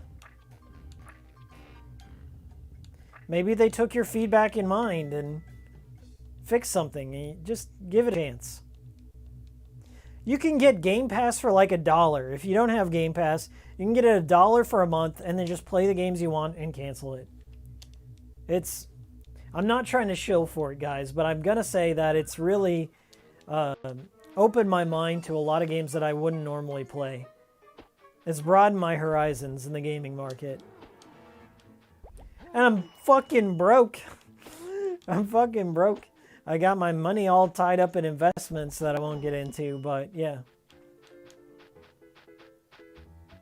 And they're not doing too good, we'll say that. But you just gotta not be a paper-handed bitch and hodl. Okay? Hodl. So, I'm just chilling. And like $60, $70 for a game is just too rich for my blood. It's always been too rich for my blood. I always go for a deal. If I can score a deal and get a game for $10 less, for $40 ideally, I try to do that.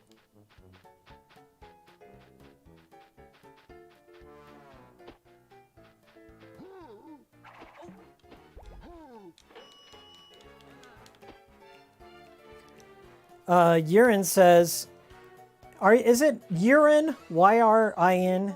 Am I saying it like urine, like piss? Sorry if I'm saying that wrong. I played D4 about 8 months ago, and damn, what a game. I really wanted to keep playing the game for the story. Rip D4. Yeah. Urine, if you haven't seen my video on the subject, it's sad. Like, the whole thing. I think and this is just my own theory, I think I've got it figured out. I think I figured out the story. So if you want to know more about the story and you didn't watch the spoilers, watch the spoiler section on my D4 video. It should tell you what's going on in the story.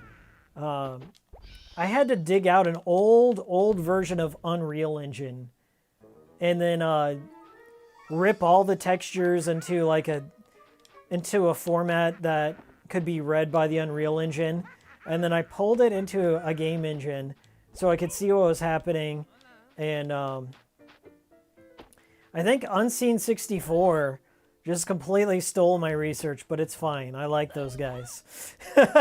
Nah, I posted some of those textures that I pulled from D4, but there was a lot more. They had plans for up to 6 episodes, but it just never came to be. I also talked to somebody close. I won't tell you who, but I did talk to somebody who was directly involved with the development of that game. Not gonna say who. But what it boiled down to is it was a matter of funding. And that's not really a secret. That's not really a secret. It didn't make any fucking money. And there's a lot of reasons for that, which I covered in the video. So I'm not going to retread them here. But it got shafted big time, and that's sad. But there were also other things that like prevented it from happening or being finished in the future. Swery and Access games will never work together again. And then Swery kind of hit the bottle pretty hard for a bit. But he seems to be doing okay now.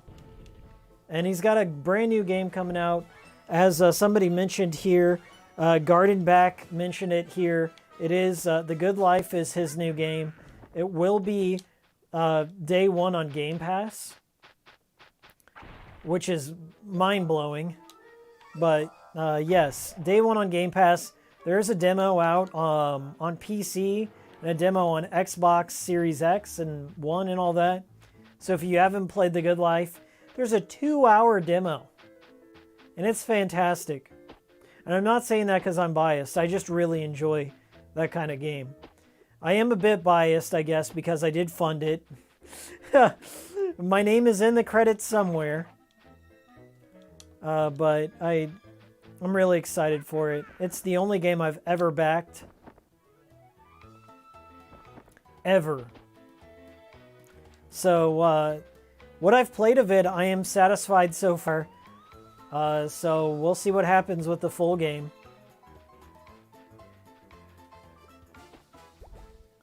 And if I could describe The Good Life, it's like a life sim, but you're a photographer too. You're a photographer, life sim, and you have to like make money because you're like 300 million or $3 million in debt or some ridiculous number. And then you have to take on odd jobs and solve mysteries to pay off the debt, pay off the loan. And it's just really fun. There's crafting, there's like all the cool town interactions that you liked about Deadly Premonition. Basically all the stuff that was missing in Deadly Premonition 2 seems to be in The Good Life. So for that, I'm excited. But I think that's what Swery does the best, his small details.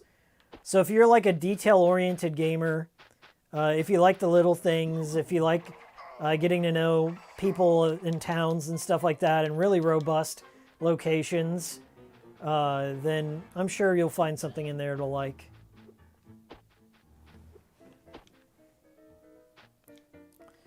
It was a pretty good demo, says Blue Demon. I'm glad you played it.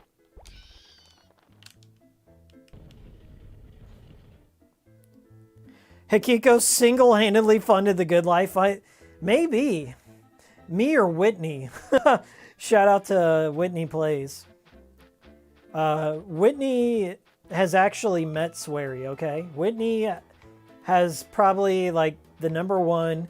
I think for a fact she has the #1 Silent Hill collection in the world.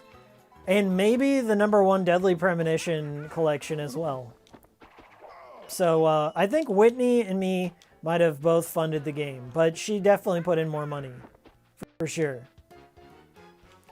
You can see one of her. Speaking of, you can see one of her posters. Whitney has a Whitney Plays poster in the main bar. So the first bar you go into, if you look on the wall, you can see an advertisement for her YouTube channel, which is a smart fucking idea. I wish I would have done that.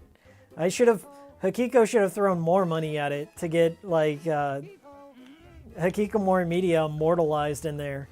But no, I think my name is just in the credits. So, damn it. You'll see my name in the credits, or I'll post. Dang it! I just died. I lost all my Kermits. But you'll see my name in the credits somewhere, or I'll point it out in my video if I get to it. Gardenback, did you ever get that final suit in Deadly Premonition 2? No one has. The purple suit mystery still has not been solved. People, okay, let me dial that back. People know how to get the suit, but they can't. They just can't because the game is programmed wrong as a joke. Yeah, Swery did. It was subversive. Swery deliberately made it so you can't 100% it to as a statement, I'm sure. But no one has been able to get the purple suit, unfortunately. Thank you for asking. If it ever does get solved, you know I'm going to cover it in some way. But, and my friend Mark, Century is down here, also a speedrunner, Deadly Premonition speedrunner. He's done everything he can. Like, he built an entire 100% guide. So if you go looking for, like, Deadly Premonition 2 stamp guide, Mark's guide pops up. He has been trying to brute force his way to get that purple suit, and he just never could do it. And if Mark can't do it, old Hikiko can't do it. That's for sure. Just got here. This looks like Croc, but better. This is like a mixture of Croc. It's a mixture of Crash Bandicoot and Spyro, all rolled into one. But it is way better than Croc. Croc is a crock of shit. And I don't care if there's a fucking Croc fan in this stream, I will die on that hill. Croc was never good. I I rented Croc as a kid, and it's like one of those regret rentals that you have as a kid. Like, man, I wasted a weekend on this. And that's why we're seeing Muppet Monster Adventures like as a prominent franchise, and Croc just died. Nah, Croc was... I mean, it had an alright concept, I guess, but... like, there were just way, way better 3D platformers on the PlayStation. This is honestly top tier. The camera's pretty fluid. I don't agree with some of the premises of the mechanics.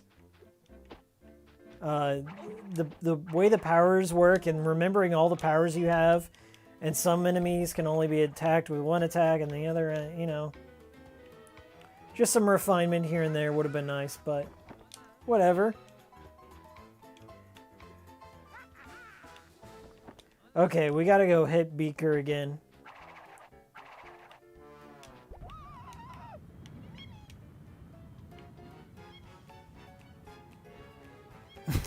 Vito says, I had Croc on my dad's PC. I was 10. It fucking sucked. You were good. I mean, you were right. Trust your 10-year-old instincts. And I think kids are a good judge of character for that sort of thing. Like, I played a lot of games. Like, I played some of the best games I've ever played in my lifetime when I was around 10. I played, like, Chrono Trigger.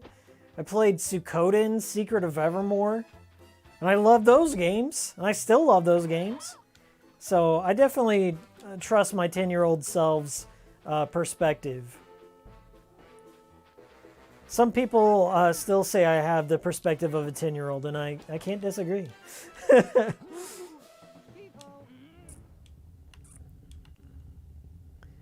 I would put this and Bugs Bunny Lost in Time in like high-tier PS1 platformer. No joke, Charlie. No joke. There's also a really good Looney Tunes platformer. I don't know if you've heard of this, but it's called Sheep Raider, starring Wile E. Coyote, and it is so good. No one ever talks about Sheep Raider, but I love that. Like, the 64 walks away with all the 3D platformer cred because of Mario 64 and Banjo-Kazooie, but that's about it. I'm not counting Jet Force Gemini, okay? But I'm gonna say, like, the PS1 still had some good cartoony platformers. Some of the best out there. Like, yeah, it may not have had them early on, but it caught up. Like, by the year 2000, it had at least 10 very, very good 3D platformers. Yo, Sheep Raider is awesome. Thank you, Blue Demon. I've brought up Sheep Raider in like 10 conversations and nobody knows what I'm fucking talking about. Thank you, Blue Demon, for recognizing I'm not making... I didn't just manifest this game out of thin air. Sheep Raider's a real thing. And it's fun. I may play Sheep Raider next stream. We'll see how this thing goes.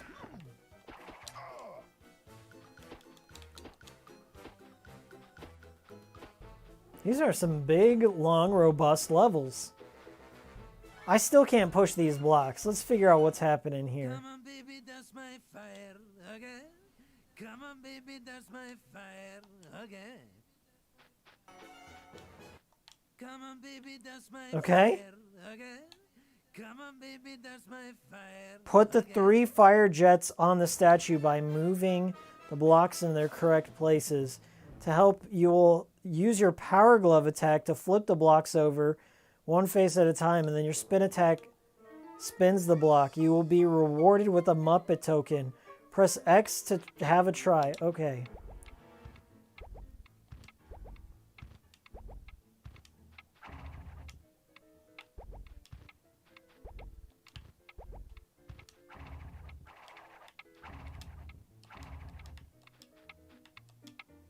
Heave-ho. Heave-ho. Okay. Did that not count? Do I have to... Do I have to push it? Maybe I got to get all of them facing the right way, or what? Come on, baby, that's my How do I get the fire blocks back in the again. holes? Don't get Come on, pushed around. baby, Trust. that's my fire again. Yeah, he is zooted. A little bit zooted.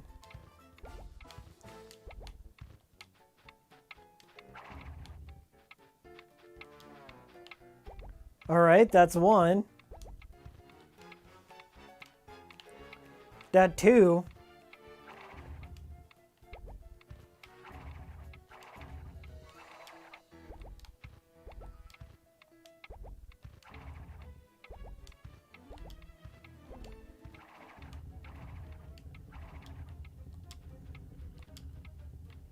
Okay, they're all facing the right way. What do I do, Pepe? Come on, baby, that's my fire again. Come on, baby. All right. Let's see what he has to say, because there was a lot of instructions going on there. Come on, baby, that's my fire again. Come on, baby, that's my It will take fire more than your again. Kerr monster. Pull out the 3 fire jets on the statue by moving the blocks to their correct places. To help you, your power glove attack now flips. Okay, so I think I gotta push them.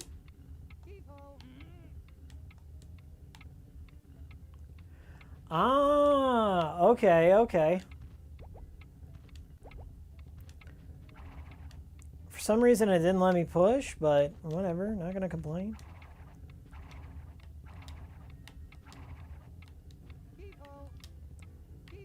Really give you no time to do this. Give me some extra time, please. 52 seconds. Sweet, we can do this. Fozzie's is probably the easiest, so we'll just do that real quick.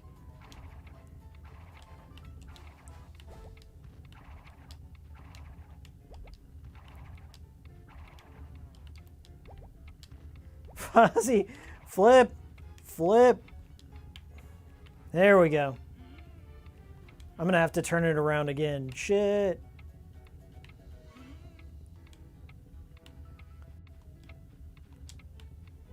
Can't see anything. Kind of facing the wrong way. Okay.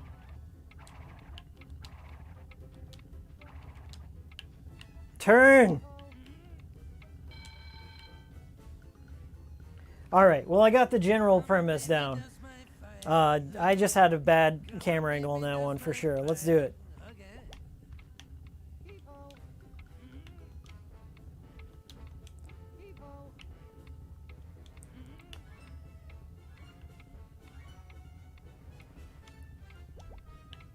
The controls are a bit eh.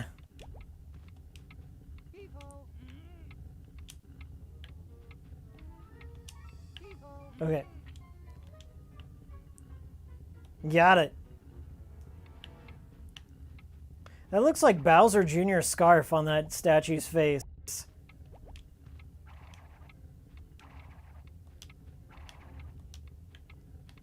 Spin. There we go.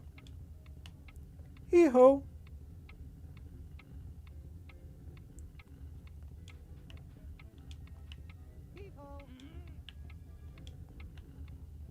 Here we go. Oh! Too far. There we go. We got Fozzie.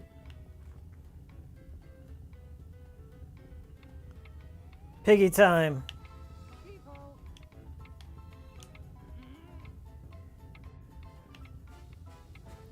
Let's just get it close to the piggy hole. I don't know if I should phrase it that way, but it is what it is. Bandicoot spin.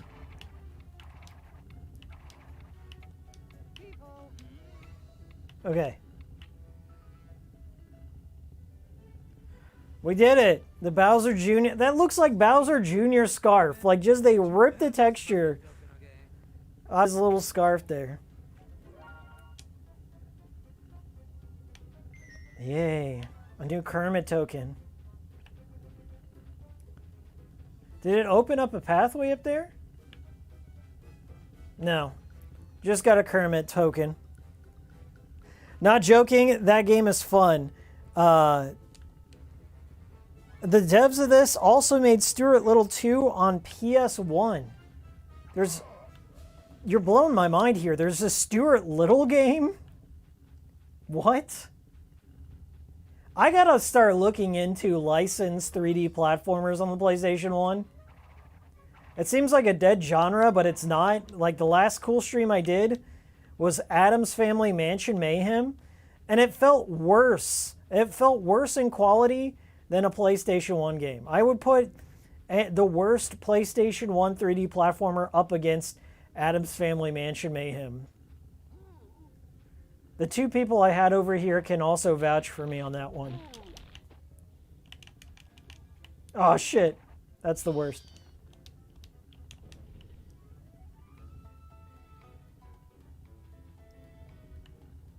What up, Master Chief Snake? Finally. I'm just taking my time, vibing out to Muppet Monster Adventure. Life's good. The grab, okay, so the grab in this game, you just have to hit triangle and tap it, and then you're locked onto whatever you're pushing. He doesn't just automatically push when you walk into something. It's weird. And then you gotta let go and then tap until he morphs into a monster. So the game I'm waiting for was Battlefield 2042. I haven't played Battlefield since the PlayStation 2 era, so I got nothing for you.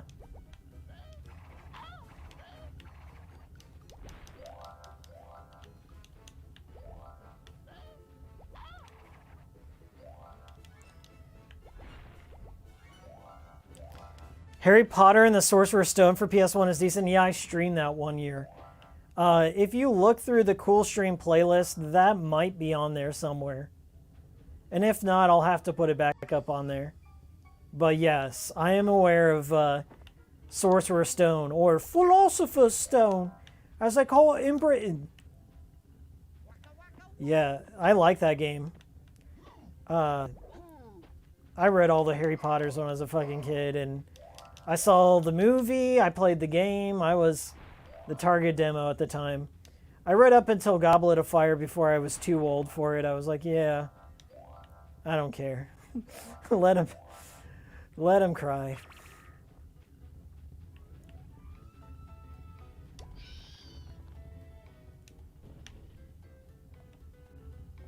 I gotta be out soon, but I had to stop by to say sup to the boys. What up, Brandon?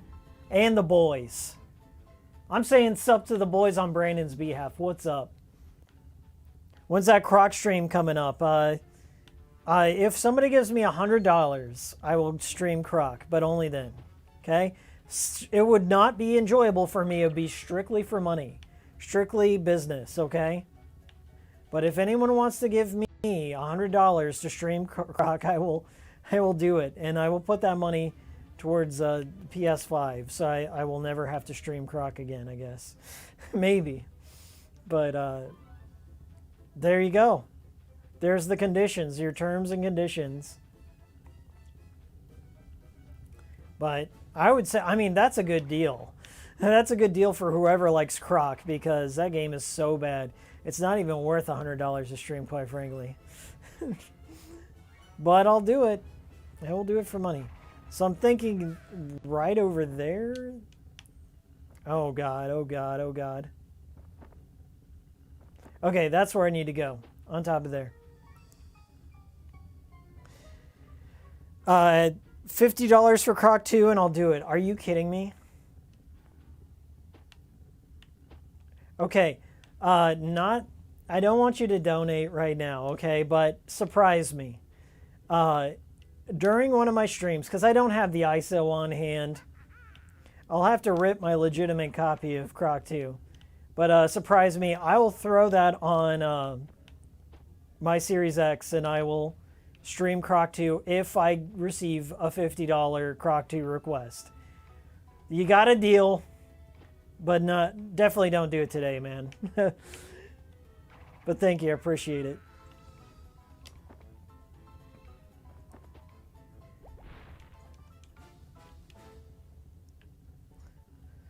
Don't do a J-spot, says Fred Savage. Fred said, yeah, he would be the one to do it. He'd be like, fucking Croc 2. I got a hoedown to go to, okay? We got a little Halloween hoedown to do here in a little bit, so I gotta be off anyway.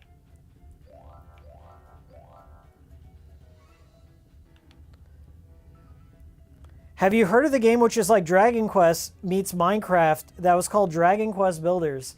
Yeah, I played a demo of that, I think, and it looks good. It had that voxel style to it. I like Dragon Quest. I like Minecraft. I may give it a shot eventually down the road. Games like that, I would never make a video on my channel again if I played games like Minecraft, because I would just sink endless time into that and nothing else, and people would get real mad at me, so... people would be like, I'm not paying for this shit. So, unfortunately, I don't get a lot of time to play those. But they look great.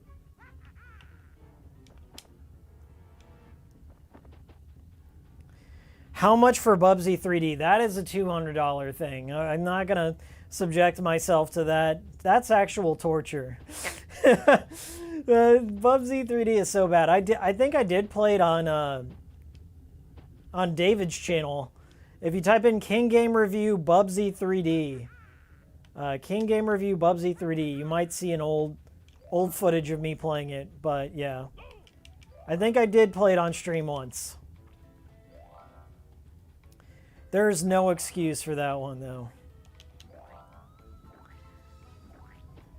But if you were Ben Studio, the developers of that, would you include that on your resume of collected works? Oh, shit.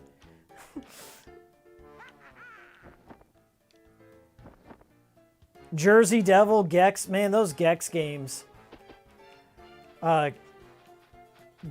Johnny Bazooka Tone. I think that was 2D. Those Gex games, they were really funny. I remember those games being extremely funny when I was a kid, and I thought they were so clever. Going back and playing Gex, I think I played Gex 2, Enter the Gecko. He never shuts up, man. He's always like dropping one-liners and like 90s references. Like, I think he makes a reference to the Drew Carey show, which I do love. But that dates the game a little bit. Okay, we got our little Kermit cookie. These levels are very intricate and long. I would feel like I got my money's worth, though, if I bought this as a kid.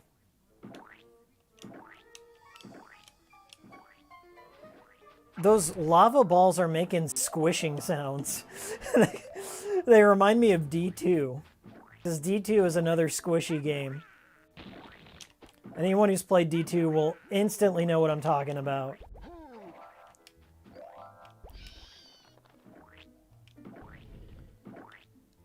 You keeping this one up, Hikiko? Says Near Snape. Yeah, I'll keep it up for like a week. Next time, usually how I do it is I keep like one cool stream up on my listed playlist, and then after a week or so, I put it on unlisted. But it is on don't get me wrong, it is on a cool stream playlist. So if you want to watch the archives of these, they are on the cool stream playlist. Just FYI. I'm not the only one who does that. I noticed that a lot of streamers and a lot of YouTubers, they leave their live streams on like a dedicated playlist. So that's what I got. I should probably break it down, because like the cool stream playlist is like 100 videos or so. But I should really break them down into like subgenres. Like, here's a horror game, here's a platformer, but maybe one day.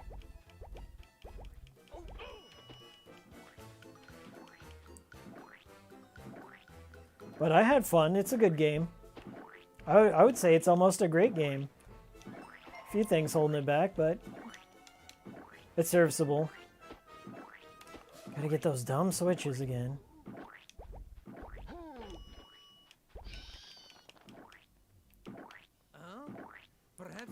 I love having them on while I game dev. Near, you game dev? Oh, that's comforting to know. This is, I do that myself. Like when I go to the gym or when I drive, I throw on podcasts. And when I edit videos, I watch other people's streams. So really the only time I watch other people's like content is when I'm editing videos. But even still, like I have to remove it so I can have an extra monitor for to like see how my footage is going, my playback. I listen to a lot of podcasts. And I do it like while I'm driving very long distances or like on my way to work or something. And sometimes I listen to them in the gym, but in those situations, I like to listen to music. So right now I've just been building a better Spotify playlist. I find listening to old emo and shit or old metalcore tends to be good workout music for me. So that's what I've been listening to. We did it! We did it! I finally beat the level. We are now, oh my god, we're almost 3 hours in. I should have ended this an hour ago. I got so little time to take a shower. I know this isn't going to come off. This Dollar General makeup kit that I bought. But yeah, it was a stream, all right. I'm going to leave this up on the channel. I have a cool stream playlist, so if you ever wonder where a stream goes, sometimes I do straight up delete them if they're shitty, but I think this was a pretty good one. So it'll be on the channel for a little bit. And then I'm going to unlist it next week, so it will be on the cool stream playlist. Let me give some shout outs here. We got Charles St. James, Musicology, Brandon, Master Chief Snake, Near Snape. We had J Spop donate. We had a few members join up. Thank you so much for those memberships. A lot of super chats. Good shit. I did put it out there. Somebody wants to donate $50. I'll do Croc too. So next time. God bless you, Hikiko. Thank you, Ray Cortex. Thank you, Nuker145. Damn, just missed a stream. There's playback. Watch the archive. Yeah, that's it. I will be putting out a video on The Good Life. I'm going to try and have a Halloween video. As I do, there's a Halloween special playlist up on the channel. I think I'm up to 3. Blue Stinger, Illbleed, Remothered 2, Broken Porcelain, and there may be another one joining that playlist depending on how my schedule goes, but I think we're going to do it. Anyways, it's been nice, guys. It's been real. Later, Ninja.